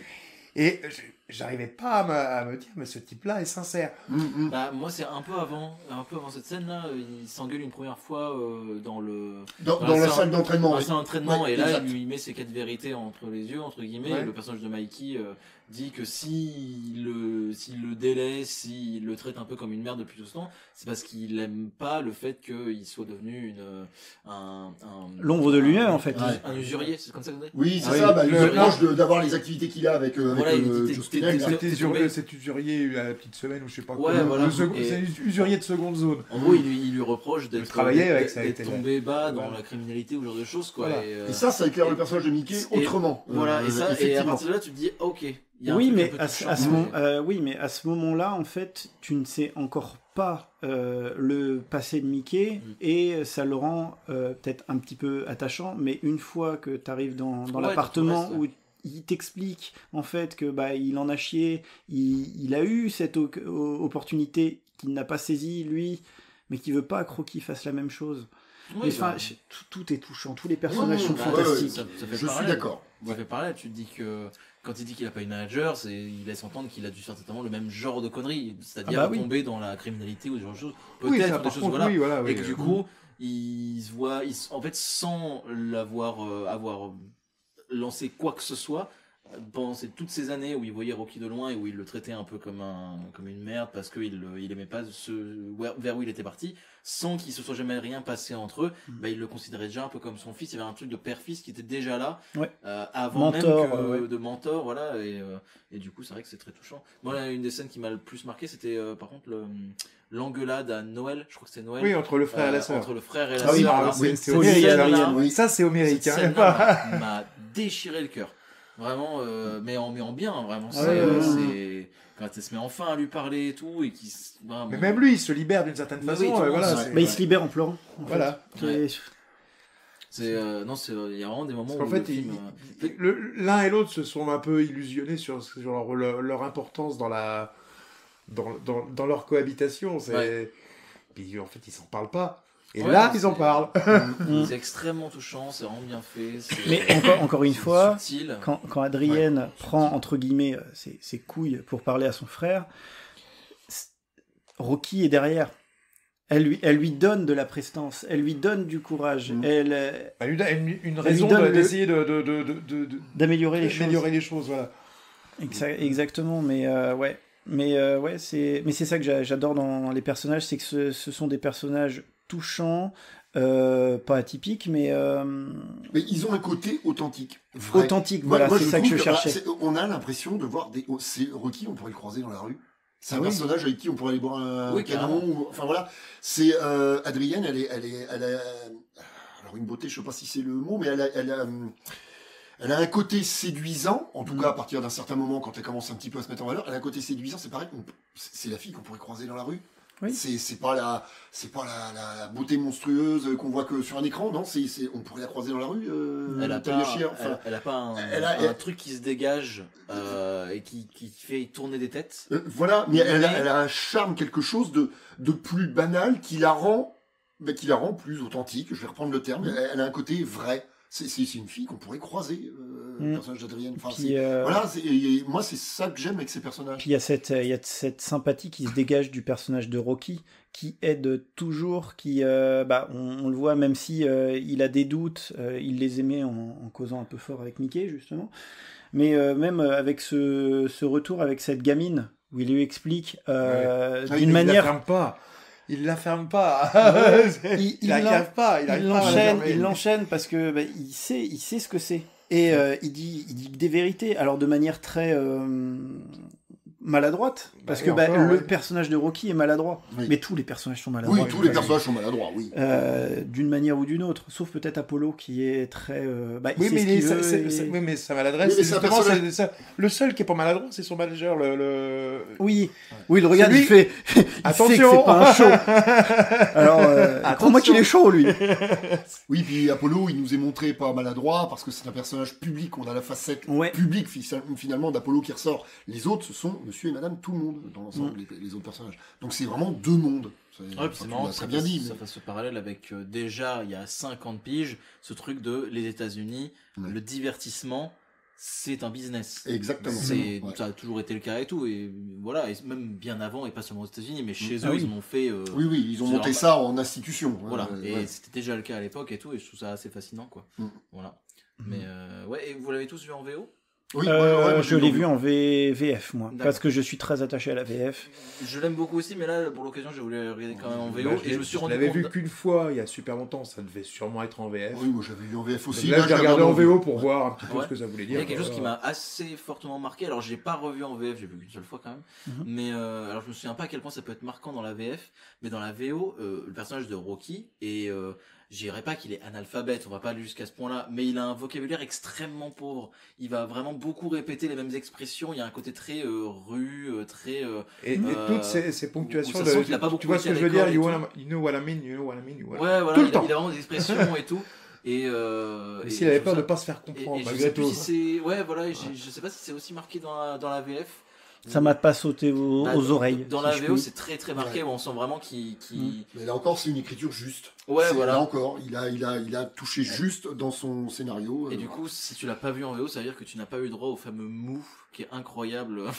J'ai vu encore. Comment ça? Dans la scène où Polly lui fait découvrir l'abattoir avec les corps là qui Oui. sont. Voilà. Il y a un moment où ils discutent et ils passent une porte. Et il y a un moment où la conversation s'arrête et Rocky pointe du doigt une des carcasses. Une qui des pend, carcasses, ouais. Et il dit mou. Et genre il fait me. Oui. Et en VO, et du coup je fais attends, c'est quoi dans la VF? Je passe le fichier en VF, je regarde et en fait il le fait genre grogner ou un truc comme ça. Et en VO, vraiment il fait genre mou. Et il était là, wow, trop. En plus, c'est assez marrant parce que ça montre un peu son côté un peu bête. Parce Ouais. que il est un peu offusqué par le fait il est mais c'est dégueulasse ici, ça a pu et tout. Je vais pas m'entraîner là-dedans et tout. Et puis, bon, en vrai, ça l'amuse un peu d'avoir il dit on se croirait dans une morgue pour animaux. Il a pas trop compris le concept et tout. Il est un peu voilà. Et puis c'est une vache me. Oui. Et je me fais ça, c'est bien ça. J'aime bien ce truc-là. Et voilà, et qu'est-ce que j'avais d'autre à dire sur le film? Oui, t'en as parlé par rapport au fait que Apollo Creed soit une espèce de héros un peu à l'ancienne américaine, tout ça. Ouais. Je trouve ça très marrant, je suis totalement d'accord avec toi. En plus, il y a ce moment où il entre dans son entrée avant le combat, où il caricature le truc américain et tout et Ouais, tout. Oncle Genre, Sam, ouais. c'est un homme noir. On est en 76. Ouais. Et je trouve ça quand même assez marrant. Ouais, mais C'est- cet homme noir représente Mohamed Ali. Ah. Donc voilà, Ouais, ouais. c'est Mohamed Mais je Ali. trouvais ça marrant d'avoir de se dire je suis pas assez connaisseur dans le contexte américain de l'époque. Ouais, moi non plus, j'avoue Les que. Afro-Américains étaient déjà beaucoup mis en valeur, il y avait la cause était déjà très ancrée. En plus la guerre du Vietnam a encore plus fait parler de ça. Du coup, il y a certainement quelque chose comme ça d'un peu politique où je me suis dit tiens, j'ai l'impression qu'il y a un peu un propos là-dedans quand même de vouloir Bah, Bah, du coup, si- oui, c'est vrai par rapport à si l'histoire la, de si Lily, la ça se référence comprend. c'est Mohamed Ali, effectivement, il y a pas tellement d'ambiguïté à ce niveau-là. Mais, Ouais, effectivement. mais c'est vrai que Maintenant, la mise en parallèle entre c'est une bourgeoisie représentée essentiellement par cet homme noir et les prolos essentiellement représentés par des blancs. c'est vrai que tu me donnes le concept de ce film-là, j'aurais envie de dire, il y a un combattant noir et un combattant blanc, j'aurais envie de dire, bah, par rapport au scénario, ça me semblerait logique que ce soit inversé, les rôles. Et en fait, non, je trouve ça assez curieux, intéressant. Mais ça développe quelque voilà, chose. après, la pauvreté n'a pas de préférence, elle au moins. Oui, bien Oui, sûr. voilà. Elle n'a pas cet aveuglement que peuvent avoir certaines personnes. Oui, puis quand tu te dis Elle que s'en prend à n'importe qui. le film a été écrit par Stallone, qui était lui-même dans une précarité comme ça, tu te dis, enfin, ils s'en foutent, quoi. Genre, Ouais, c'est mais pas en un- fait, c'est pas un non, propos du film. on peut faire le parallèle entre guillemets avec le film précédent où Brasseur est homosexuel. Bah, on n'en fait pas on n'en fait pas des Oui, c'est caisses, vrai. tu vois. Oui, Voilà, c'est vrai. c'est ça. C'est vrai, C'est juste, tu le disais tout à l'heure, ouais. c'est juste. Ouais. Voilà. Bah, il y a Donc- eu, outre l'année de sortie qui est la même, j'ai trouvé quelques éléments qui pouvaient effectivement les rapprocher, notamment ça, dans ce que ça peut montrer de l'approche de certains personnages, de certains traits de personnages. Ouais. Il y a quelque chose une espèce de parenté un peu lointaine, mais malgré tout présente. Ouais. Et j'ai ressenti le même genre de sensation. Ouais, il y a un peu je vais mettre des armes guillemets sur des laissés pour compte, des caractères, des choses qui sont socialement entre guillemets genre moins acceptables pour l'époque et tout. Qui Ouais. est, voilà, on parlait de l'homosexualité et tout. Voilà, ou voilà la timidité de Adriane. Parce que en VO c'est Adriane. Ouais. Adriane. Et puis le côté un peu simple d'esprit de Rocky, tout ça qui sont traités de manière vraiment touchante. Effectivement, la scène du baiser incroyable. Il y a un côté, dans cette scène là il y a un côté où tu te dis il est un peu lourd, quand il essaie de la faire rentrer et tout. Ouais. Mais tu sens qu'il Ah bah il a pas la moindre mauvaise intention. Oui, Non. il a pas conscience que ce que c'est d'être lourd en fait. Lui, il est juste genre bah vas-y. Il est rentre. comme ça, quoi. Voilà. Non, et puis à ce Et, moment-là, David en parlait tout à l'heure que Talia Shire était vraiment une beauté qui n'est pas une beauté qui saute aux yeux tout de suite. C'est pas un petit peu c'est pas la bombe. Je mets des guillemets. Hein. Vous voyez pas, mais mes doigts font. On les entend là. Faut les guillemets. Vous entendez les guillemets? Mais à ce moment-là, quand ils se regardent tous les deux, Stallone est beau aussi. Pourtant, Stallone, il a le visage. L'amour rend beau. Oui, mais fantastique. Merci. Oh, dis donc. Ah, Oh, je l'avais on s'améliore. Non, C'était pas voulu. Dépose, on sait jamais. Hein. Non, mais à ce moment-là, en fait, ces deux personnages se regardent, ils sont beaux à leur manière et ça rend la scène belle. Ouais, C'est j'aime beaucoup le fait qu'il s'approche Ah ouais, d'elle. bah, on enfonce des portes ouvertes. Ah ouais, hein, non, on mais se- je rame à fond, mais vous avez compris l'idée, quoi. Il s'approche d'elle doucement et il lui dit qu'elle a le droit de refuser, elle a juste à le dire. Oui. Il va l'embrasser, il arrive doucement, il est quand même dans une position de force, il l'entoure et tout, il la bloque un peu, mais il la bloque pas physiquement, il la touche pas. Ouais. Il y a un truc de maladresse où tu te dis ah ça pourrait être pris dans un contexte un peu bizarre et tout, mais tu sens qu'il y a la fameuse timidité du personnage qui a besoin un peu de ça pour casser sa glace quoi. Et de l'autre côté, il y a une espèce d'équilibre qui se crée et quand il lui dit genre tu peux refuser, t'as juste à le dire et elle la refuse pas. Et du coup, il y a vraiment quelque chose qui fonctionne, qui est touchant. Voilà. Ouais. Et je crois pas que j'ai grand chose d'autre à dire, à part que voilà, moi personnellement j'ai vraiment beaucoup aimé le film aussi. Ouais, hein, ouais, c'est- ouais, c'est- ouais. Oui, c'est Ouais, vrai. j'aime c'est- beaucoup c'est l'amour. vraiment très plaisant. Ouais, c'est ouais. bien. Et on l'a dit au début, mais c'est pas un film de boxe. Non, c'est Ah pas un non, film de non, boxe. non, du non, tout. non, non. C'est un film où il y a de la boxe. C'est un film Ouais. où il y a de la boxe, Ouais. oui. Voilà. Contrairement aux suites, qui sont plus des films de boxe de mémoire. Non, pas forcément. Enfin, c'est le côté boxe, on le retrouve assez peu finalement. D'accord. Beaucoup le truc d'entraînement et se dépasser, Ouais, oui. on le retrouve énormément. S'il y a dans le 2 où forcément on a deux... Non, c'est dans le 4 où justement le personnage d'Apollo Creed y passe. Où on a 2 matchs de boxe, il me semble. Mais oui, la boxe est vraiment... Enfin, j'allais dire illusoire. Non, pas du tout, c'est pas le bon mot. Illustrative. Non, pas du tout. Non. Elle est en arrière-plan. Oui, voilà, La- merci. La Bon, boxe, voilà. c'est un élément en arrière-plan. Voilà, D'accord. exactement.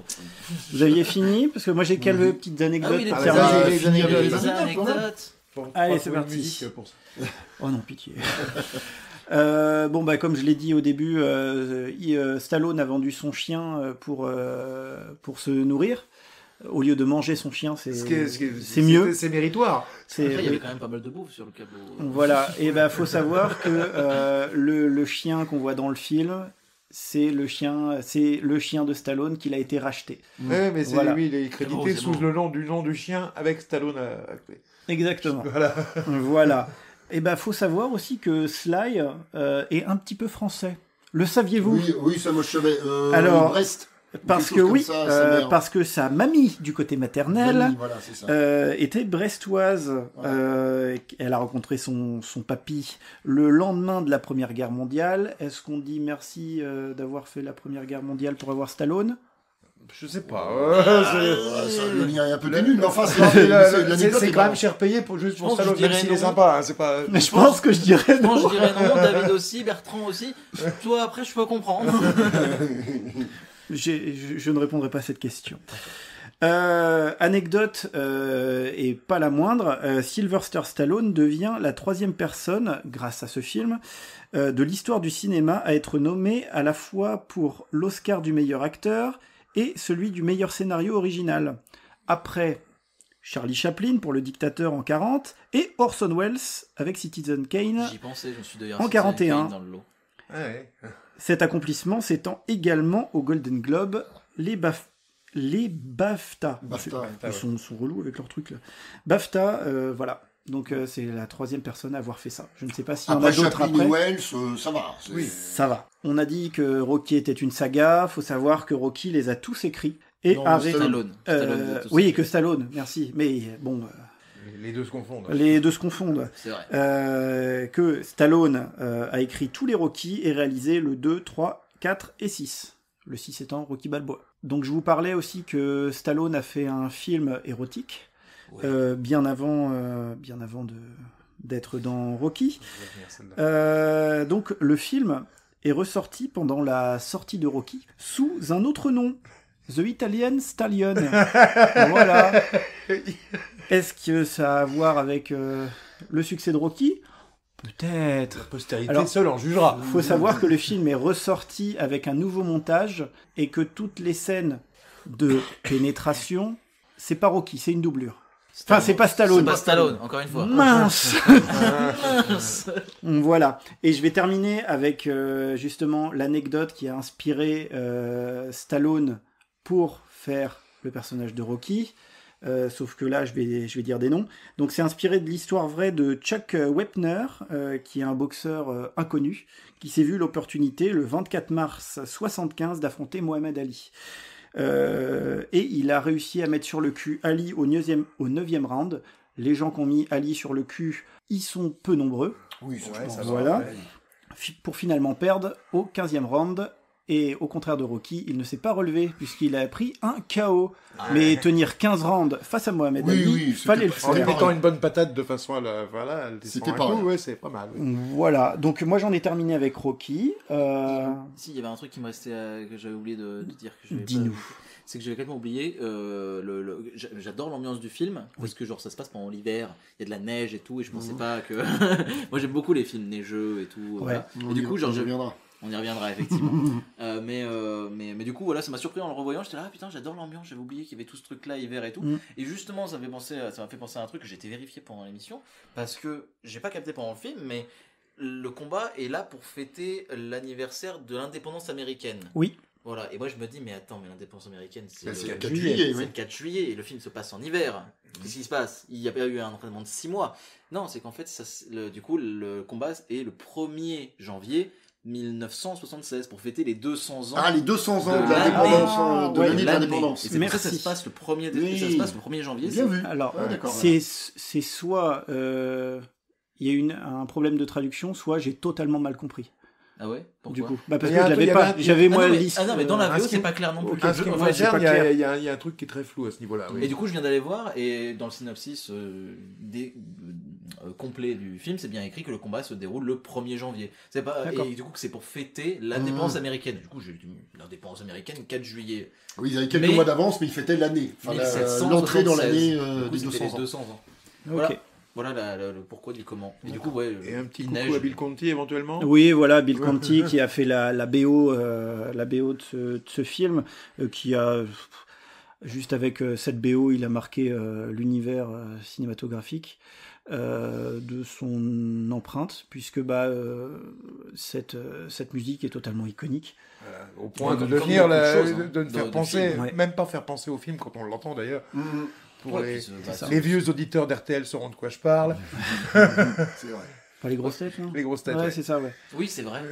C'est vrai. Puis même il y a tellement de choses qui sont iconiques, quoi. Les fameux escaliers de Philadelphie. Oui, où jamais ah il y bah avait oui, des gens- mais genre- avec la fameuse statue qui avait été vraiment érigée en haut des escaliers, je crois, puis Ouais. ensuite descendue, puis ensuite enlevée. Enfin, il y a toute une histoire avec cette statue, mais qui est érigé aussi dans le film. Enfin, pas dans celui-là, bien sûr. Mais dans le film des suites, avec il me celui semble. de Mr. T. C'est le 3. Ouais, c'est le 3 où il inaugure sa statue, et à ce moment-là, Mr. T vient lui dire moi aussi, je boxe. Oh. Voilà, et je fais vachement bien Mr. C'est vrai T. que c'est vrai que, dis donc, Voilà. t'aurais pu le doubler. Magnifique. Mais donc voilà, ouais. Mais au-delà de la musique, bon, Bill Conti, voilà, hein, mais au-delà, enfin, tout est iconique. Ce film est iconique. Ce film traversera les années encore. Oh, bah, il a marqué définitivement. C'est fini, mais maintenant il a Super sa beau. place dans l'histoire du cinéma, Rocky. Même C'est- si tu veux, Ouais. voilà, je viens d'y penser comme ça, le parallèle pourrait être un peu rigolo, même si la hauteur des films n'ont pas du tout la même. Mais j'avais un peu pensé en termes de réputation à genre Saw ou Saw. Alors bien sûr, pas du tout. Pardon ? Oui, non mais Quoi ? je vais m'expliquer. Oui. Où le premier volet, c'est pas la saga a une réputation Mhm. qu'on apporte à la saga entière, alors que le premier film a quelque chose de particulier qui est différent. C'est-à-dire que quand on pense à Rocky, on pense au Max the Box et tout, et si quelqu'un ne connaît pas trop le cinéma ou s'intéresse pas trop à ça, ou aime le cinéma mais aime pas trop l'image de Rocky des films de boxe, t'auras envie de lui dire, essaye de regarder au moins un. Peut-être les suites vont moins te plaire parce que ça va plus aller dans le côté un peu boxe, même s'il y a, voilà. Mais le premier, c'est vraiment pas un film de boxe, quoi. Alors que, et c'est pour ça que je pensais à Saw, parce que quand on dit Saw, les gens sont là, film gore et tout. Oui, à partir du 2. Le premier, c'est pas du tout ça. Le premier est un bon film. Bon, le premier est vachement bien foutu. Au niveau chouette, d'écriture, c'est justement, au c'est niveau pas construction, il est spécialement très bien. très gore, il y a un Non. peu, voilà, mais... C'est un peu violent, mais c'est l'ambiance qui est glauque, lourde. Ouais, voilà. Mais et le côté surtout exagération vient surtout ça vient à partir du 2. Ouais. à partir du 2 et tout, alors que le premier a pas eu tout ça. Et c'est pour ça là j'y pense comme ça. Mhm. Et Rocky le premier a pas du tout la même. Quand tu le vois, t'es là, ah mais c'est ça Rocky en fait. Oui, il n'a C'est pas du tout la même saveur que le 2, et le 2 Voilà. n'a pas la même saveur que le 3, mais comme tu l'as dit précédemment, hein, c'est Et c'est un peu comme Rambo aussi. Rocky, chaque épisode de Rocky a son contexte politique. Ouais. Jusqu'à... oui, mais après il y a Balboa que moi je mets vraiment... Ouais, bah le boy est encore différent parce qu'il y a une espèce de bilan et tout. Mais c'est vrai qu'il y a Rambo aussi. Quand tu dis Ouais. Rambo aux gens, ils vont penser bam bam boum boum et tout, la guerre et machin. Alors qu'en fait, le premier. Le premier, c'est pas trop ça. Le premier, Ah c'est non. pas Le premier, du c'est tout pas ça. trop ça. Quoi. Ouais. Et, c'est vrai que Justement. c'est plus pertinent de parler avec Rambo en plus vu que c'est le même acteur. Mais justement, Mais moi c'est voilà. un film que je pensais choisir, et je me suis rendu compte qu'il a est fait sorti en Rocky, 82. il a fait Rocky avant Rambo. Ouais, bah même Et, carrément, c'est 82, c'est Ouais, ça ouais, 82. oui, c'est... First Blood, ouais, c'est 80. Mais je savais pas, donc du coup c'est cool de mettre des thèmes comme ça pour justement, on apprend toujours, hein, donc c'est cool. Donc voilà, après pour Rocky on a fait le tour, Moi, c'est bon, voilà, je et crois, puis pour cette première émission on a fait le tour. Bah oui, on Effectivement. peut boucler, ouais. Donc il va être temps de Un petit 2h05, raccrocher le micro. les amis. Oui. Ça fait longtemps qu'on C'est n'a pas bien, fait un 2h05. on est bon. Au niveau On est bon, timing, on est bon. c'est du resserré, du pertinent, du dense et Et du. on n'est du même fluide. pas encore demain. Donc Voilà. cette première partie est bouclée. On se retrouve, nous on continue à bosser évidemment, mais vous pouvez retrouver dans pas longtemps la deuxième partie Dans avec 15 jours, les normalement. films de Quentin et de moi-même. Voilà. Et oui. Exactement, et puis vous pouvez toujours vous abonner, liker, partager votre avis sur les deux films qu'on Ouais, vient de traiter commenter, voilà. dans les commentaires. Et puis voilà, et puis si ça vous plaît, hein, un petit partage, allez-y, Voilà. ça fait Ça c'est plaisir. cool. Ouais. Voilà, et puis on va relancer le bâton de parole à Bertrand pour clôturer cette première Oui, émission. je pense que tout a été dit. Donc voilà, on vous dit à la prochaine. Bonsoir à tous. Bonsoir les copains. Salut à tous. Et bonne soirée. Des bisous.